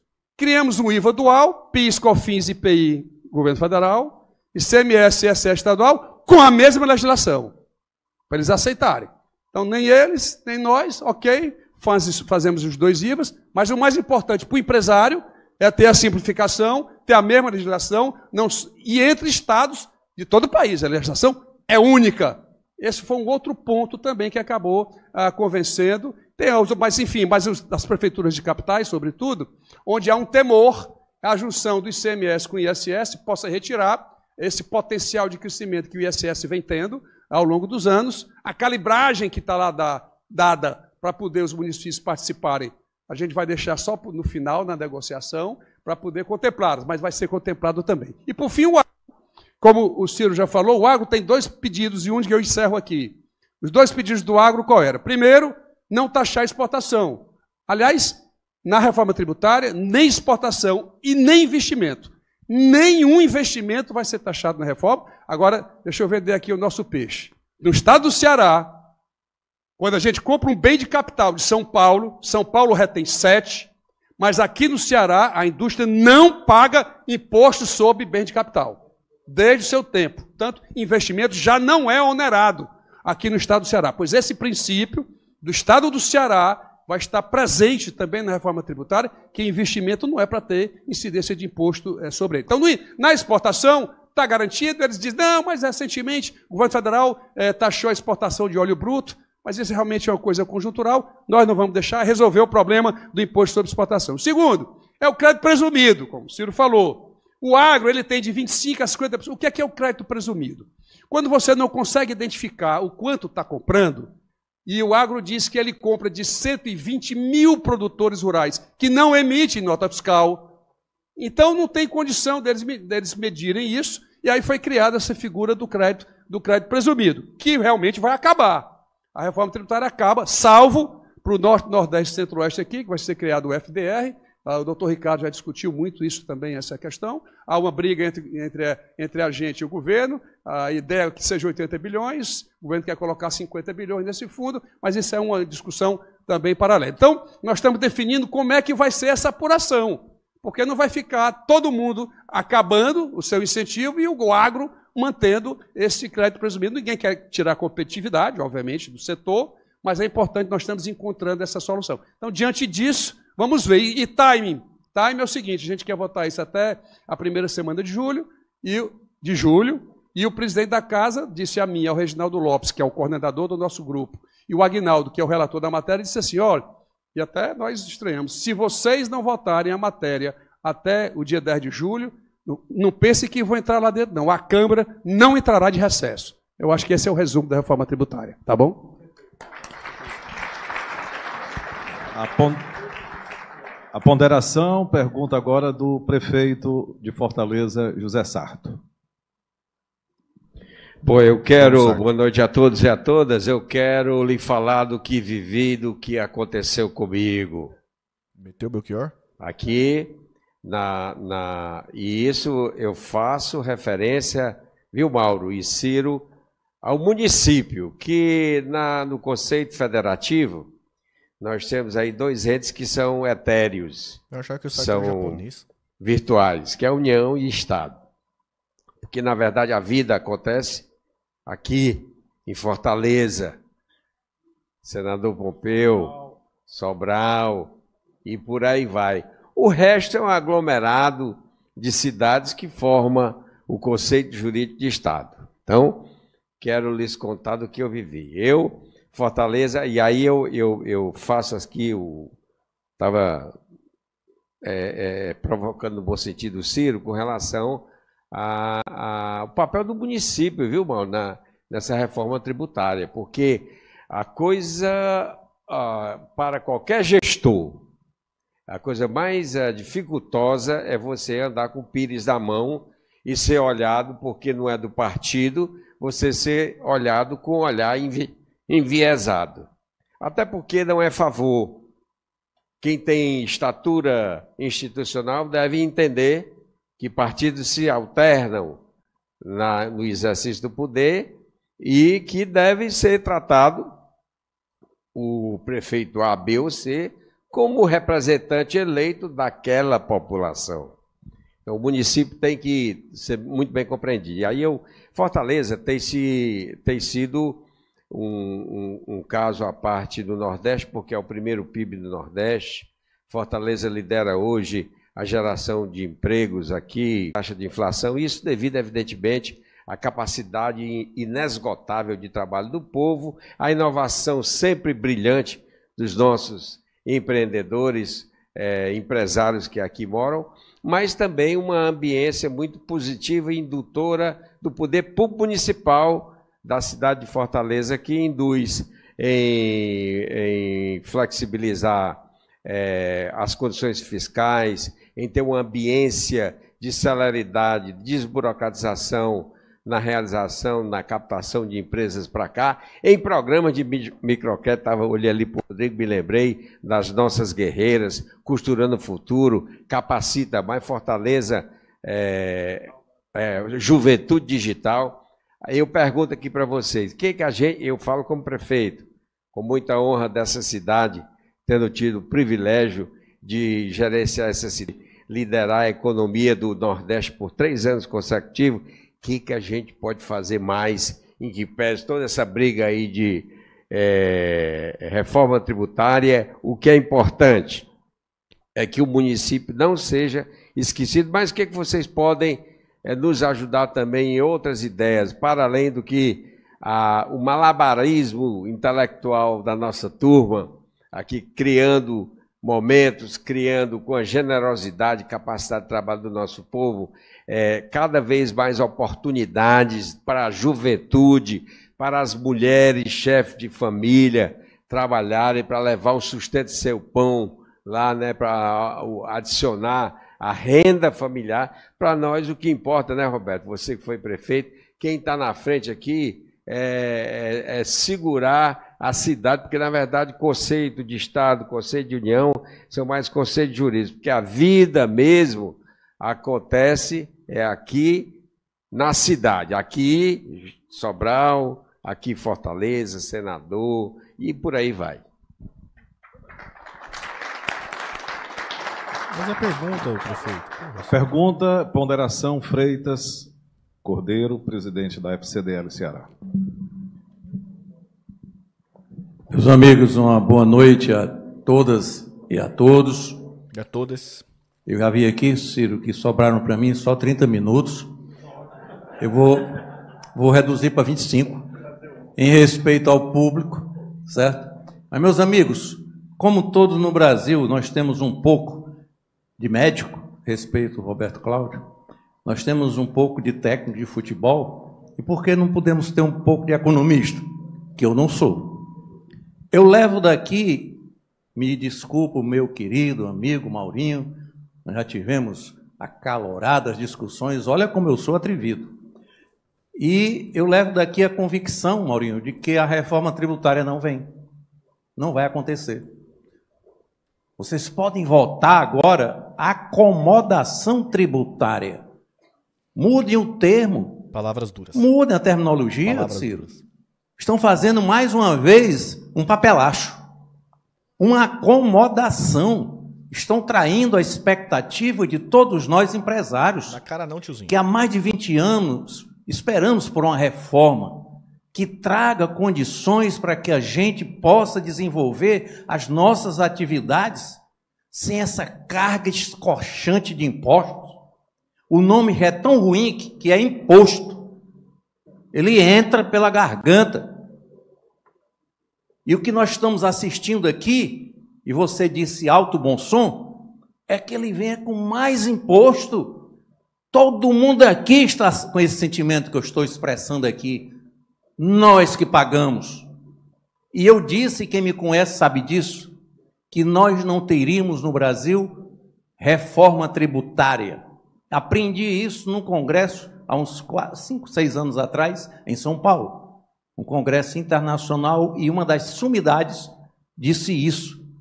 Esqueçam, não vai haver reforma tributária, porque nós temos um pacto federativo, Maurinho, que não se quebra com conversa com o gogó.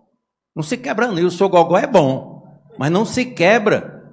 Você está fazendo acordos com São Paulo que manda. Está postergando, levando para onde quer. Pacto federativo só se resolve, doutor Ciro, na bala.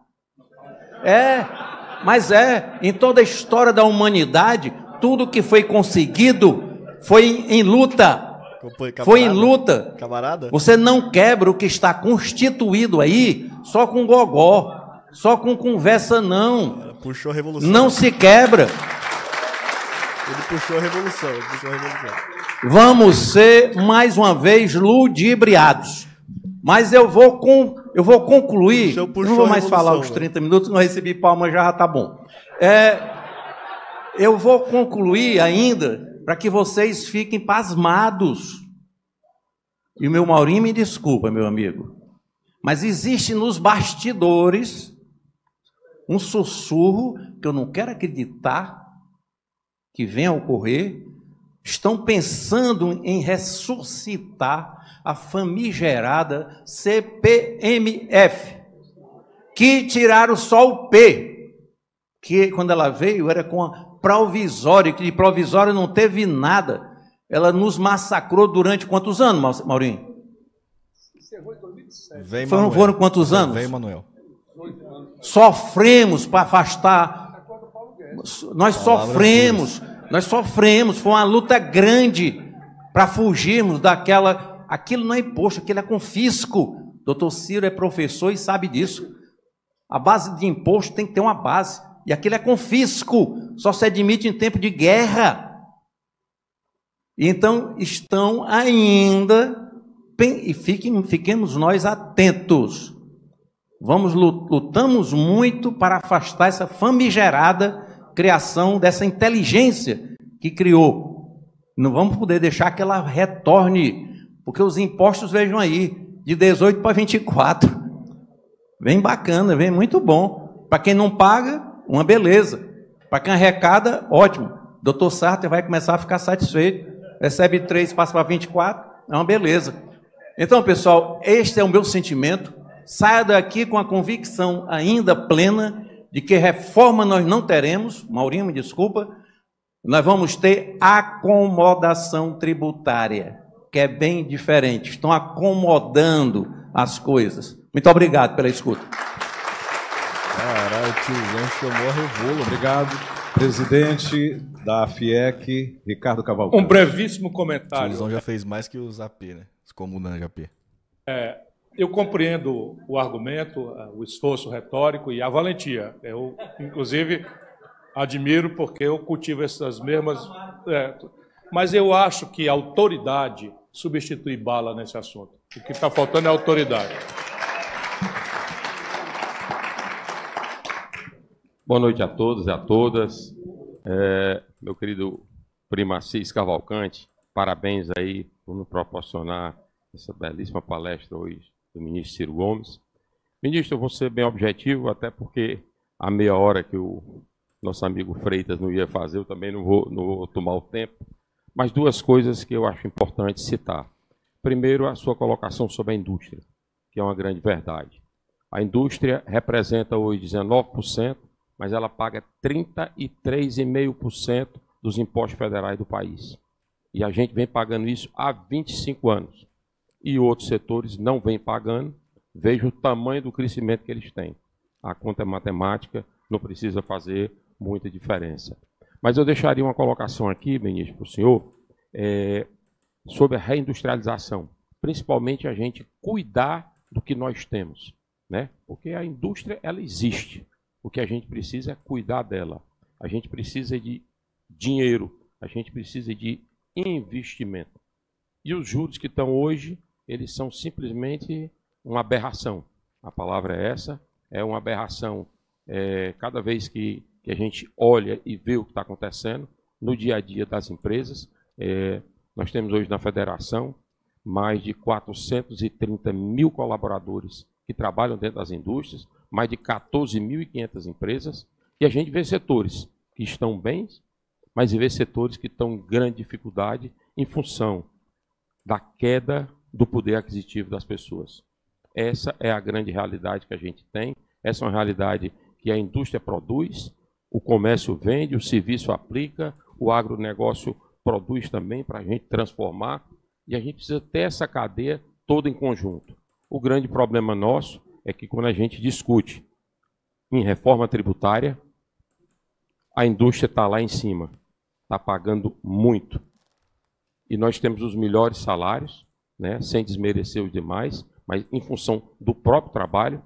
E os dados recentes dos últimos 2 anos, ministro, 60% de toda inovação que foi aplicada no país, quem faz é a indústria, mesmo com toda essa carga tributária. Então, é importante a gente, essa sua palavra hoje foi muito importante, e a pergunta que eu deixo é exatamente essa. Como a gente poderia encontrar recursos que tem, né? O que falta é bom senso, boa vontade, para que a gente possa criar essa reindustrialização com juros que sejam coerentes.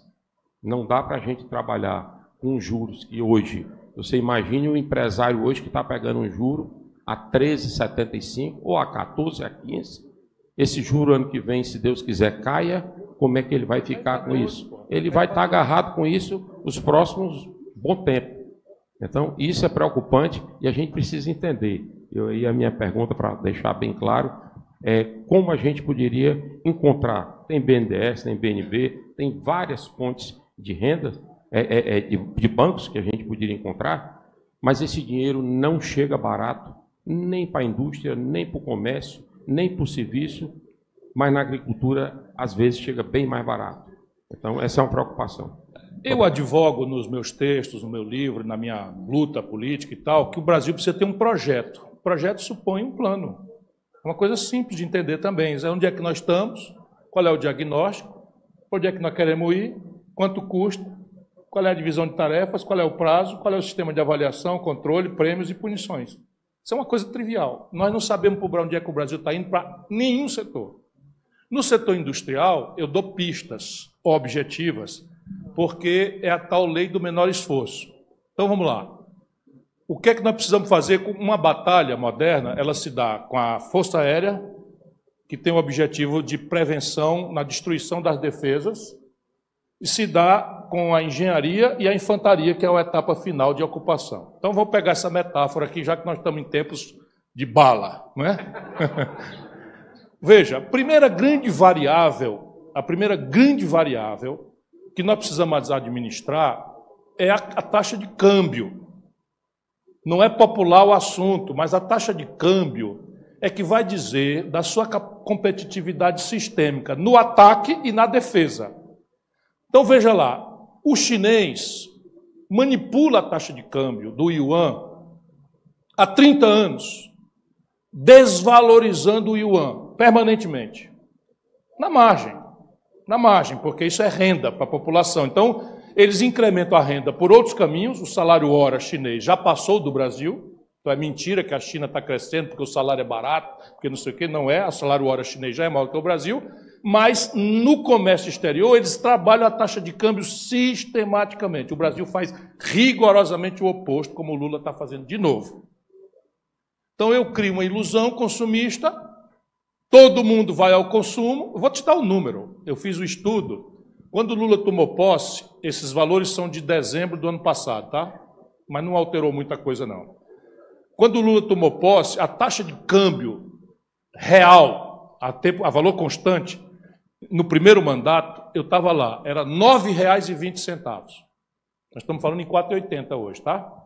Nominal. A taxa de juros, se o Lula tivesse tomando posse, hoje seria R$ 9,20.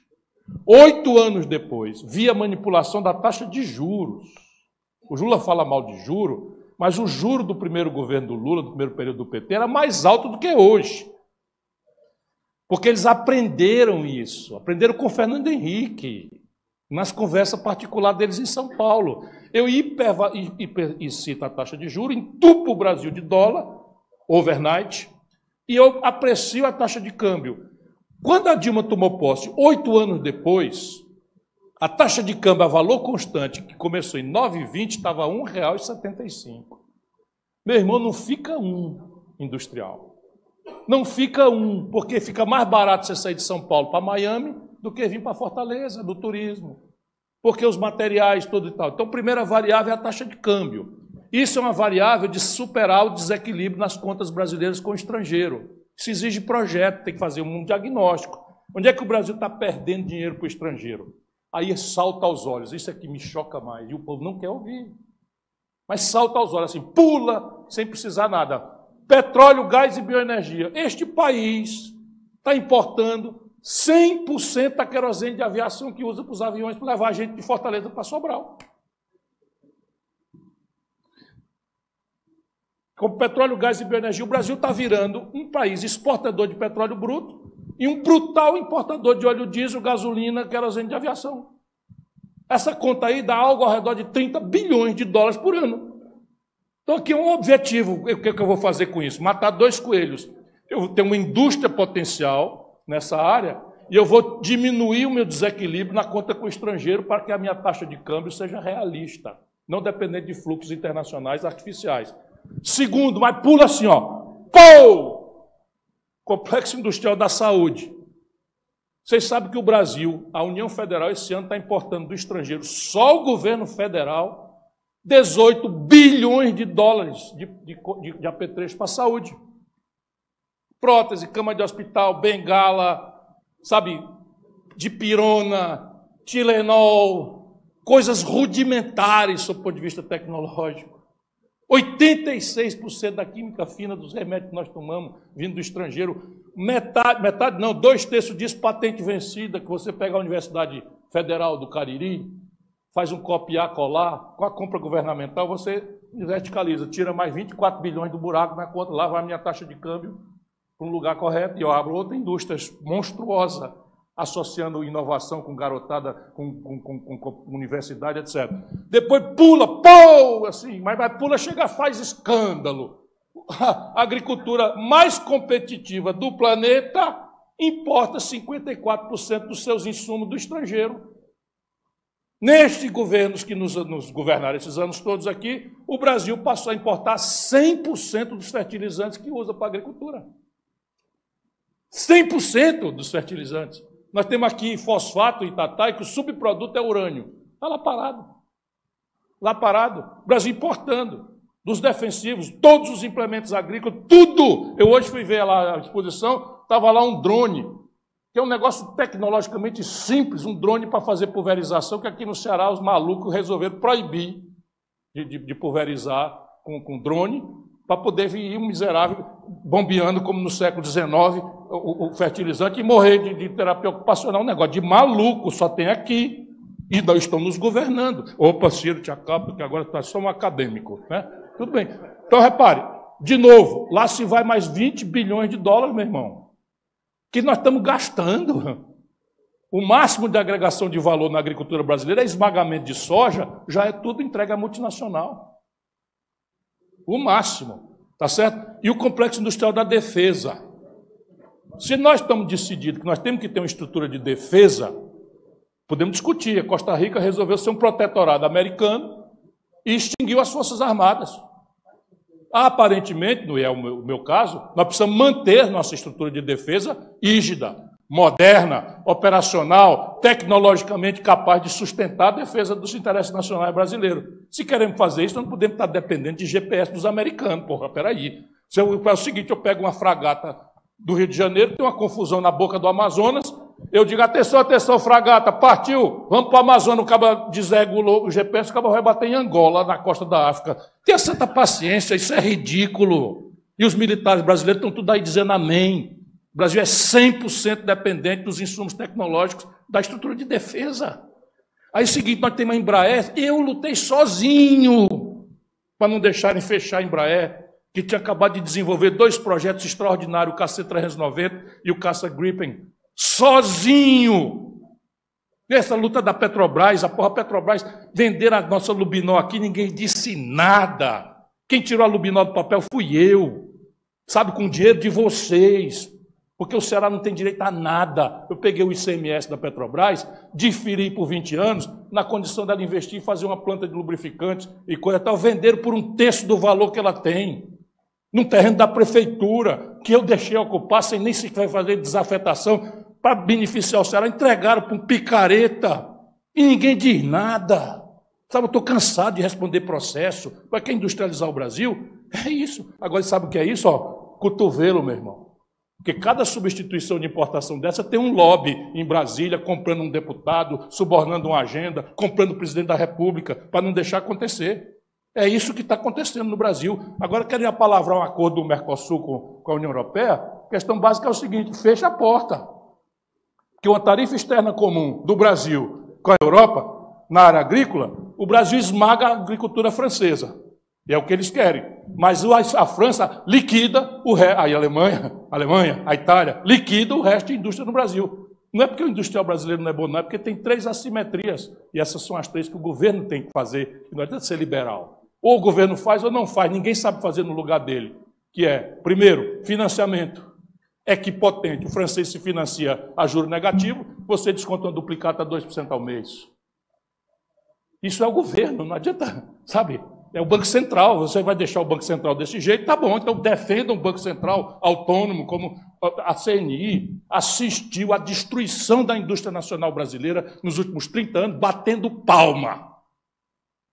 A Confederação Nacional da Indústria Brasileira bateu palma para essa política que destruiu a industrialização brasileira.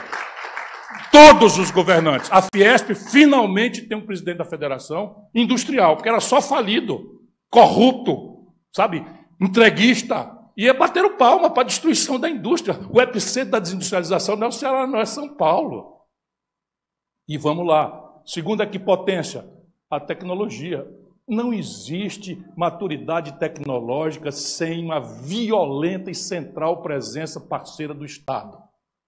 O DARPA americano, que ninguém nem ouve falar, o DARPA é o seguinte, é um departamento que os americanos criaram de desenvolvimento de estruturas bélicas, armas, etc, etc. Por ali eles inventaram com dinheiro público a internet, por ali eles inventaram com dinheiro público o celular, por ali eles estão inventando os novos materiais, os semicondutores, tudo. No Brasil a gente entrou nessa mitologia de que a tecnologia é possível ser desenvolvida privadamente. Isso não existe. Na experiência humana é muito cara a pesquisa básica em química, em biologia, etc, etc. Se faz isso como? Desenvolve e faz a extensão para a indústria. Isso eles são campeões, faz a extensão para a indústria. Aí a indústria melhora muito. O celular que foi inventado para hoje foi a indústria privada que fez. Mas a pesquisa é paga, é outra simetria. E a terceira, bota as barbas de molho, escala. Aonde a China escolher competir, não fica se não houver uma política industrial de comércio exterior. Por quê? Porque o custo fixo de uma fábrica de calçados ou de uma fábrica de jeans, de 1 bilhão de unidades, o custo fixo se relativiza para centavo. E a remuneração por unidade de produto se reduz para a fração de centavo.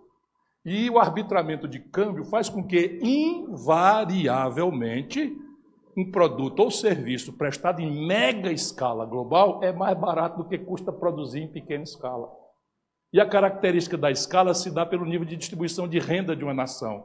E o capitalista brasileiro destrói a renda do povo e não entende por que quebra. É do que se trata. Destapar. Tem enquete aí, pessoal, pra vocês. Ciro Gomes. Obrigado. Muitíssimo obrigado. Obrigado, José Paulo. Obrigado por sua participação mais uma vez. Uma salva de palmas para o nosso palestrante. Obrigado a todos pela participação. Em nome da CDL Fortaleza, entidade realizadora deste evento, registramos os nossos agradecimentos por suas presenças. Anderson mandou R$2. Ciro presidente, Tamir vice. Ô, louco. Já pensou? Tamir vice-presidente da República? Aí não, né, velho? Aí não ia ter live só uma vez por semana, não, né? Oi, aí não ia ter live só uma vez de semana, não. Ia ser a live matinal do vice-presidente. Só escolhendo demandas. Assis, para fazer a foto oficial. Leão 1909 mandou R$5. Tamo Polarização é o instrumento da mediocridade e hegemonia do sistema. Tamo junto, Leonil. Obrigado pelo incentivo. Pois é, mano. Polarização foi o esquema que os caras escolheram, né, mano? Foi o esquema que os caras arrumaram aí pra fuder nós, velho.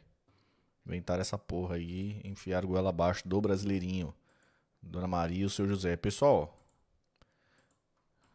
vamos pro Discord? Fica aí na live, não sai não que vai ter um papo bom aí. Salve, Rui. Rui já tá no Discord. Quem mais tá no Discord? Tô na sala de transmissão lá no Discord, hein? Ainda bem que o Ciro não deu mais. Porque eu já tava pronto. Tamir, você de vice andando de GoPro. Pô, eu ia fazer esse meta mesmo, hein, mano. Trabalho com vice-presidente. Pô, só GoProzinho aqui, ó, no peito. Terninho na risca. GoPro no peito. Live. 12 horas no dia, né?